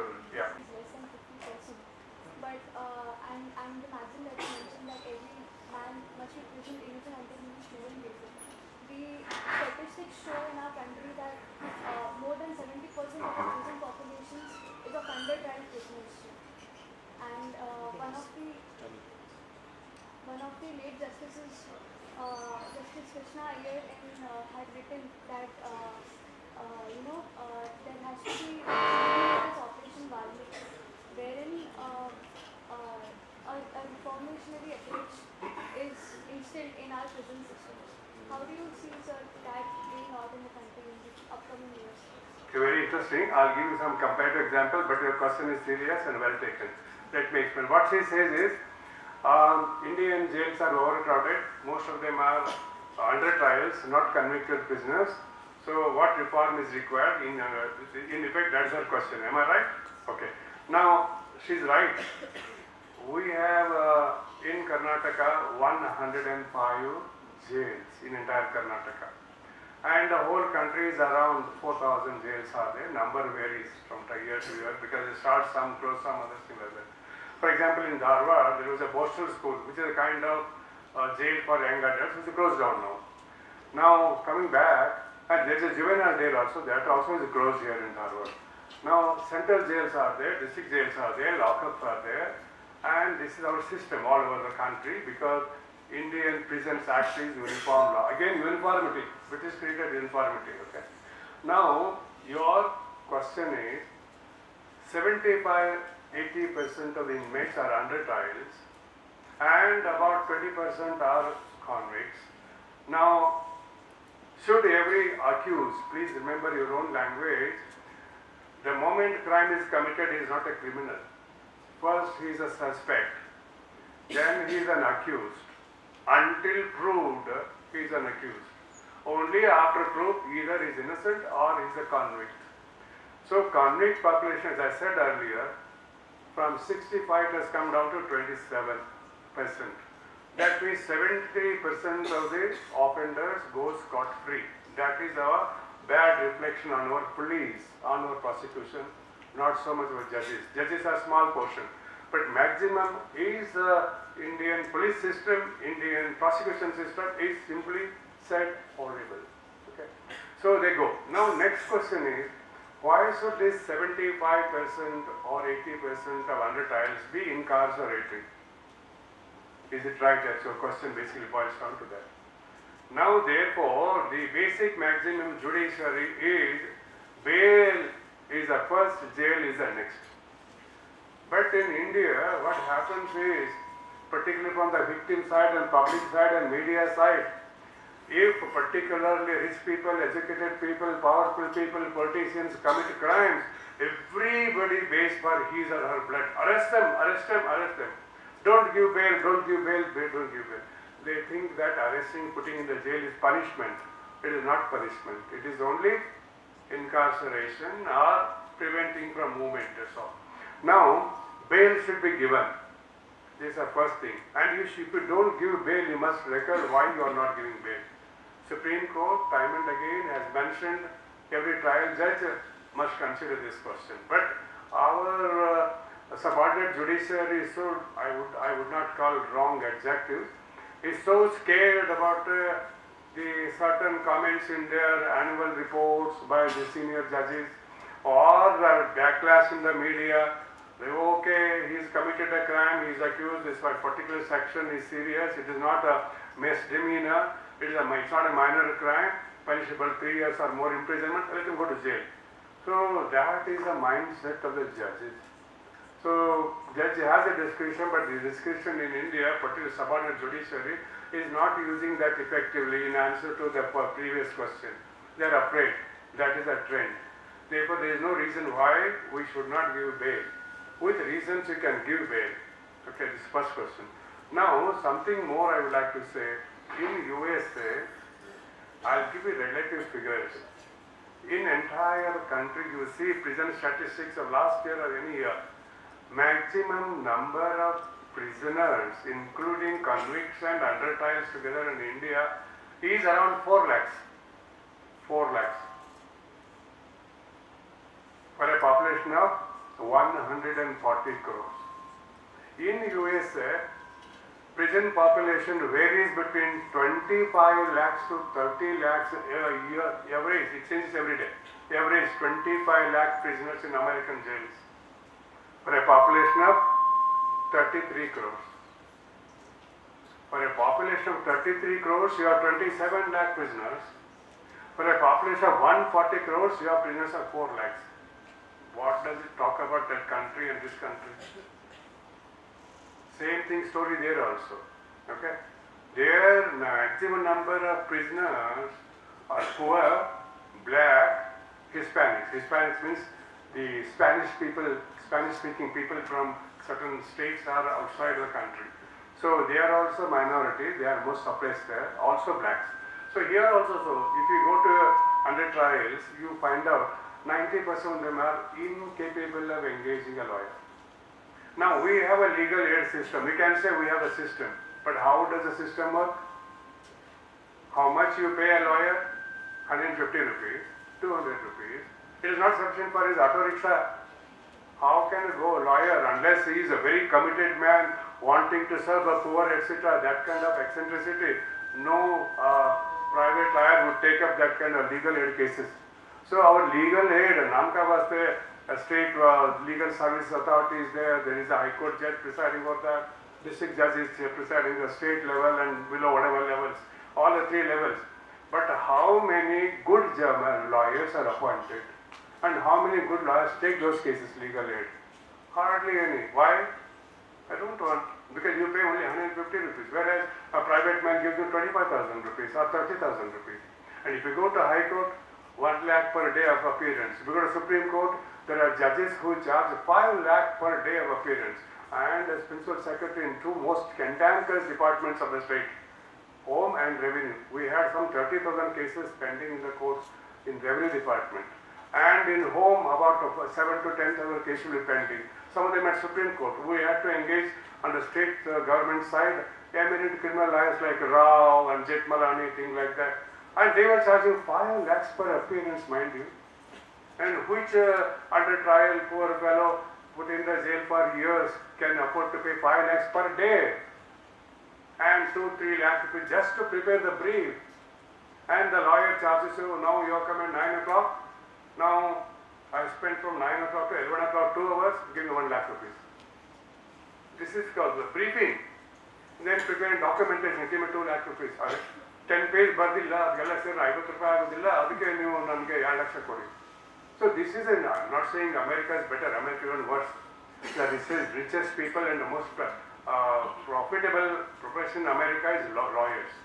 But nobody likes lawyers. Most of the lady lawyers do not get married. Okay, that's because boys, find that if I marry a lawyer every day, she will file a case against me. So like that. So that's a fact of the case. I'm not joking. It will come to India also very soon, or might have already come. But anyway, well, lawyer couples are there. My own colleagues, 3 children have married lawyers only, very happy families. Anyway, so that is the situation. One is the discretion not being used by the subordinate judiciary more generously. Second thing is unaffordable thing. Third thing is under trials consist of basically very poor people, illiterate people who cannot afford the legal fees. Yeah. Any other question? Yeah. Tell me. Yeah. As you said, in most of the United Come to the little bit. Sir, as you said, in most of the countries like United States and those there, the evidence is and the criminal system is not uniform, sir. And Law Commission is also recommending to scrap the IPCs and CRPCs and think on the new laws. So, in the context of India, what could be the new laws, sir? Because as we already witnessed, because of the Manusmritis and those religious scriptures that is exempted the Brahmins, as you said. So will it be, if we want to create a new system, are we going back to the Indian roots, or are we again copying the Western ideas only that we are still following, sir? Your question is ideologically loaded, but I would say that is a problem before all of you and all of us. Do you want to go back to the throwback system of 2 or 3 years back, or you want to go ahead 100 years later? It is a question of choice of ideology and legal policy. Now the present dispensation says things better, past is better. They are also saying future is better because we are for development. But what is this kind of development? Economic development, is it the only thing? What about cultural, educational and other developments? So they are not worried about it. But in any case, that question is unsettled. But your first portion, I correct your question a little bit. He said, Law Commission does not say scrap IPC, scrap Evidence Act, scrap IPC. All they are saying is revise them, redraft them, make them more inclusive and update them to the present circumstances. And there was a committee to revise totally IPC, and that committee prepared the draft. It was introduced in the upper house, but then by the time it was to be taken up until the government collapsed, elections were declared, next government came which did not take up. Okay, that is a revised, more comprehensive, up-to-date modern penal code. That is what Law Commission is talking about, and that's a correct question. Similarly, I would like to tell you, present CRPC is that of 1974. Earlier CRPC, there was assessorial system, there was jury system in India. It did not work properly in serious cases, session trial cases, murder, rape, etc. There was a jury system. District judge used to keep a list of jurors and to select 10 odd numbers of people. They would sit and return the verdict. But there are some ifs and buts. But system was there. All that has been scrapped in 74 for good reasons. Okay, that is Indian cultural scenario. Okay, which is certain things are totally wrong. We cannot be proud about it. But present dispensation things we should be. That's a different story, matter of perception. Now coming back here, it is not absence of these things. It is not continuance of those things. Make them modern, bring them up to date to suit the present conditions of the country. That's what they are trying to do. Not scrapping. Don't use that word scrap. Revise, update, modernize. That is the system. And what is that? There is a privatization of jails, sir. Privatization? But Oh, yeah, true. so there is a need for them to keep people inside the prison for their system to work. Do you think the same approach could work for India, considering the conviction rate is much lesser? Yeah, good. Again, good questions. You are providing so many other. Have plea bargaining in the CRPC, but this CRPC plea bargaining is different from American plea bargaining. I just give example from what I saw and what I read and researched into that.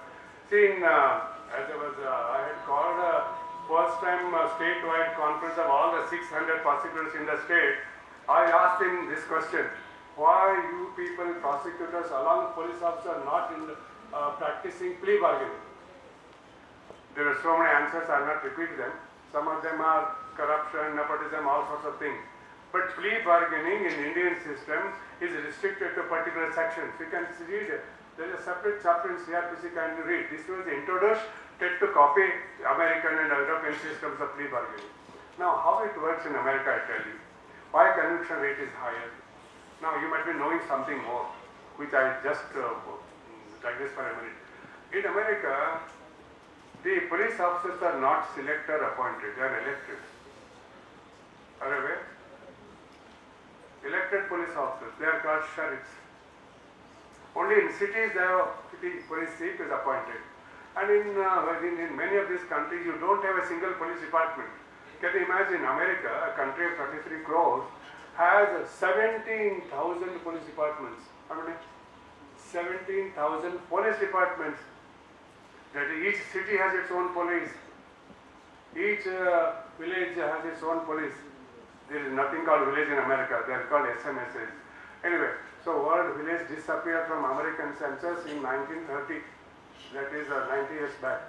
So they have a standard statistical metropolitan areas, cities and counties. A county sheriff, for example, Leon County where I lived in Florida, the sheriff was my senior criminology student. He contested, became a sheriff. Sheriff is all three in one. He is the chief of police, chief of prisons and chief of prosecution. Now this sheriff tells his deputies, they are not called, that police system nowhere in the world has 17 hierarchies. Constable, head constable, SI, ASI, SI, then CPI, DYSP, additional SP, SP, DIG, IC, then ADCP, it is like that, some 16, 17 hierarchies, typically Indian phenomenon, nowhere you find this. In counties, they have only sheriff and deputy sheriff. Deputies are called assistant staff. In a city, they have only police chief, captain, and lieutenant. These are the only three things. Even in England, they don't have those many. In fact, the word constable comes from constabulary. Constable means stable keeper. Stable keeper ಅಂದರೆ ಯಾರು? ಕುದುರೆ ಕಾಯೋನು. ಕುದುರೆ ಕಾಯೋನಿಂದ ಕಾನ್ಸ್ಟೇಬಲ್ರಿ ಬಂತು. Mind you, the police that we know today did not exist in the world before 1829. How many of you know this? The police system, either in India, police system was created in 1860, but in England it was created in 1829. Okay, and they are called Robert Peel, Prime Minister introduced this, and that was not this system. That's a very simple system. I don't go into the history, but this under trials, how they do? Now I am a deputy sheriff. I charge this fellow doing something. I bring him. I tell him, guy, I'll charge you for first degree murder. You better confess. If you confess, I'll charge you for a third degree murder. Now I don't know how many you understand degree murders. We have section 3 and 302 there, they don't have like that. In America, there are 50 penal codes, 50 plus 1, not 1 for 35th code. 50 plus 1, 50. There are variations, the definitions of different crimes. So what we call murder here in 300 or 302 is not like simple. They have mixed homicide into murder plus murder together. So what we call extenuating or conditions, attenuating conditions, if they put there, first degree, second degree, third degree. What you will tell the accused, guy, you better confess to the third degree or second degree murder and you will go in 1 year. If you don't, I'll ensure that you are hanged. Now he has a choice. He cannot go scot-free. He gets punishment, but a lesser punishment. Do you plead for first degree? You charge him for first degree murder, but if he agrees for third degree murder, you charge him. And America, the word is not charge, it is indictment. It is written as indictment, pronounced as indictment. Okay, so charge sheeting is indictment. So indict him for third degree murder, where actually is committed first degree murder. So you exonerate him but serious offences, to that you charge him a lesser crime. That immediately this man goes, confesses before the court, is sentenced. That is how conviction rates are higher. Also, they use all these scientific material to produce. These it's much easier, social media, WhatsApp, all that kind of photography. All of you have cameras here. You can record my speech, you can give it to some spy, or you can record my photograph, you can give it to anybody. You can implicate me in anything. Oh, this is a photograph and all that. So that kind of thing easier in America, scientific evidence, and they're up to date on that. So one is use of scientific evidence, less reliance on eyewitness, so conviction rate is higher. Second is plea bargaining. In India, particularly in Karnataka, hardly any case I have heard about plea bargaining. So these two combined, this is a very practical approach. This guy should be in jail. So he will be in jail, maybe for some time, but he will be in jail, he will be convicted. So the conviction rate is not a function of one cause. There are multiple causes to go into that. Yeah, have I answered you? Okay.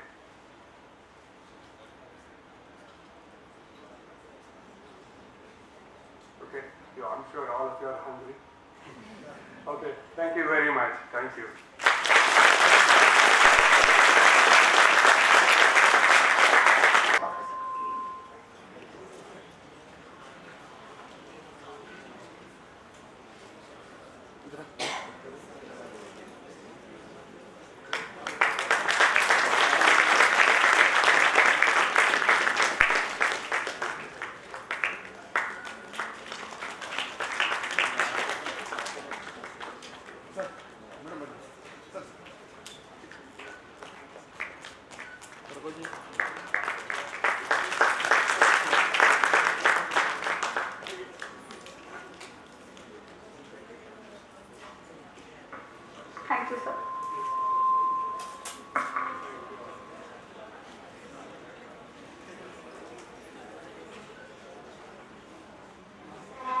Now, I request the President of today's program, Professor Dr. C. Basavaraju, Honorable Vice Chancellor, Karnataka State Law University, to kindly deliver the presidential address.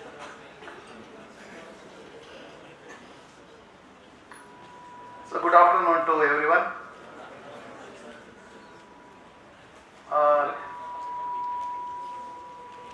Our esteemed guest of today's function, a very renowned academician and also a renowned bureaucrat, Dr. S.M. Jamdar, a former IAS officer, my colleagues,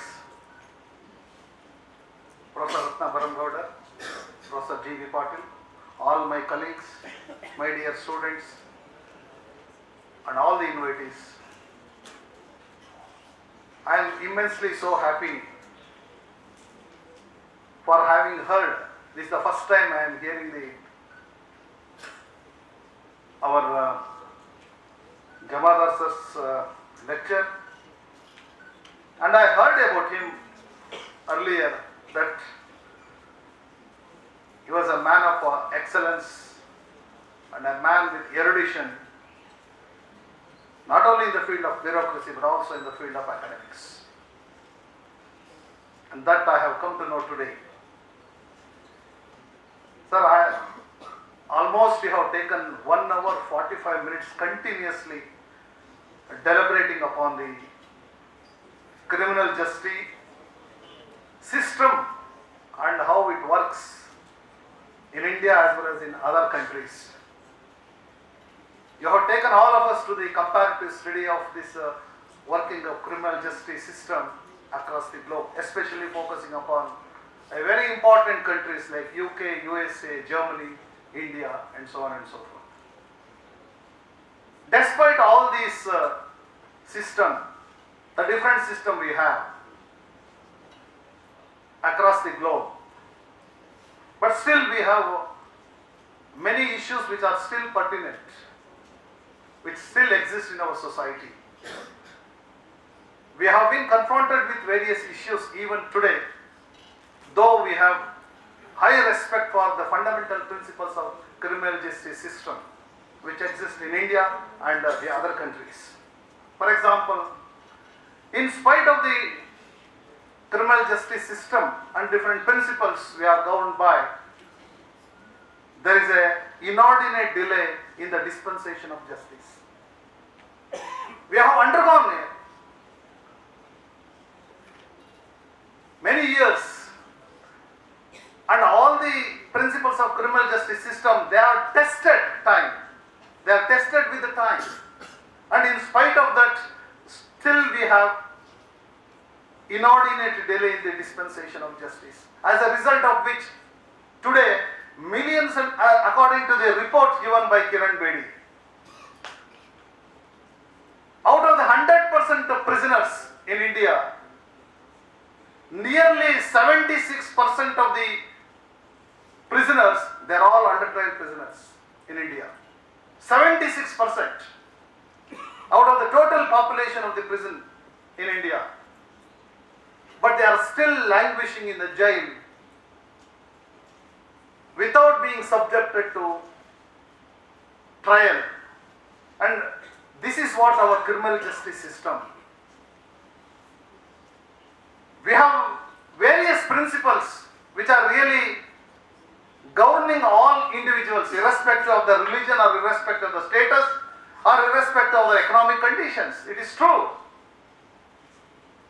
But look at the way in which the criminal justice system is operating. A poor man for having no fault of his own, when he is remanded to the judicial custody and treat him as an under trial prisoner, the under trial prisoners are never produced before the magistrate for trial at all. They have been languishing in the trial for nearly many decades. Despite the fact that recently the Supreme Court has issued a direction to all the chief secretaries of the states that if the under trial prisoners, they have spent that time more than punishment, if the punishment is imposed for them, they should be released forthwith. It is true, but still, our system is such that 73% of the population, prison population, they are under trial prisoners. If the trial is conducted, they would be released forthwith. But for the want of trial, they have been still in the various prisons. And this is how our criminal justice system is working. Look at the discretionary power exercised by the judges in these cases also. We have a plethora of decisions of the Supreme Court imposing liability on the judges to speed up the case and to take decision either to release the under trial prisoner or to make them subjected to the trial. But still, these directions are not being followed strictly in most of the courts, as a result of which we are still the prisoners, under trial prisoners, they are still in the jails. But I have to remember the decisions given by the Supreme Court and recognizing the rights of the prisoners, even the under trial prisoners, which has not been stipulated anywhere in the Constitution of India. The courts have recognized the rights of the prisoners, under trial prisoners also. What is required today is, as our Jamdar said, shall we go for the revision of the present criminal law, including the Indian Penal Code, or until the criminal law is revised, shall we go for the interpretation of the criminal law so as to suit to the poorer sections of the society who are still languishing in the jails, not for their fault, but for some other purpose. See, these are all we have a fast track courts, as a result of which we have established a fast track courts in order to speed up the cases, to dispose of the cases. But still, even today, the criminal cases, they are taking not less than few years to decide. So therefore, the free legal services what we have today, as you said, normally the junior lawyers will be appointed to argue on behalf of the trials, the under trial prisoners or the accused persons who require the free legal services.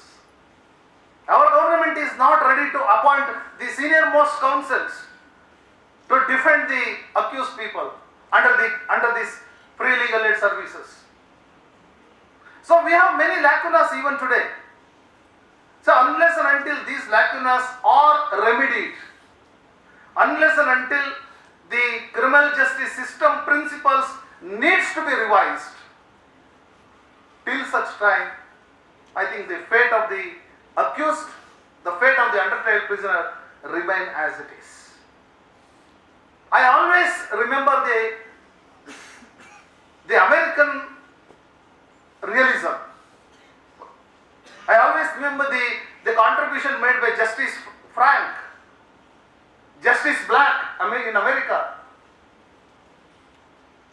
The American realism requires the judges to go scientifically to assess the facts and apply the law. Judges are not only just to apply the law as it is, they have more responsibility. Whenever any issues come before the judges should look into the facts in a scientific manner. There must be scientific evaluation as said by many American realists. And unless and until such kind of American realism also penetrates into Indian legal system, I think larger sections of the society today, whether they are accused or under trial prisoners or whoever may be the persons, they will not get justice. I really see that judges should be given discretionary power. Judges' power should not be fettered with the framework of law or rule of law. Because American realists say that the decision of a judge should not be depend upon the letters of law. The decision of the judge should be depending upon the facts and circumstances. When a judge in fact is given a discretionary power to decide a particular issue on the facts and circumstances of the case, then only we can expect something which is different from that of our regular system of law. So therefore, sir, you have given really a very comprehensive discourse on criminal justice system, criminology, forensic science, clubbed together, and how it operates in this system. And of course, with your discourse, we have been enriched with the knowledge of the criminology, the working of criminology system, and also how it applies to the reality. Whatever may be the laws, whatever may be the system, whether the system which exists in India or elsewhere, it should ultimately give results towards achieving justice to the vulnerable sections of the society, to the downtrodden sections of the society. The people who are unable to defend themselves should be protected from such kind of system. And I hope that your lecture has really enlightened all of us in respect of the criminal system, criminal justice system, criminology, forensic science, and connecting with the constitutional dimension has really in fact given us a new outlook towards the criminal justice system. On behalf of the Karnataka State Law University, and on behalf of myself and on behalf of all of us, sir, I am really grateful to you and extend my heartfelt thanks to you for come over here and deliver. Thank you so much.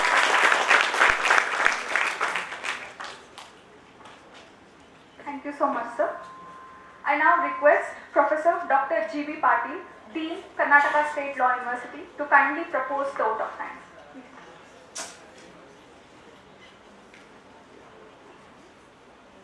Good afternoon to all of you. Respected Jamdar sir, Professor Basavaraju, the Honorable Vice Chancellor of Karnataka State Law University, Jubair sir, Madam Ratna Barumgowda. Indeed, it was a great day for all of us. It was a great feast.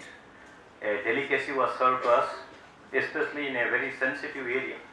Criminal justice system, today we are suffering, right? It was an Anglo-Saxon system that we have adopted. And sir, for a moment we have forgotten whether you are an IAS officer or an academician.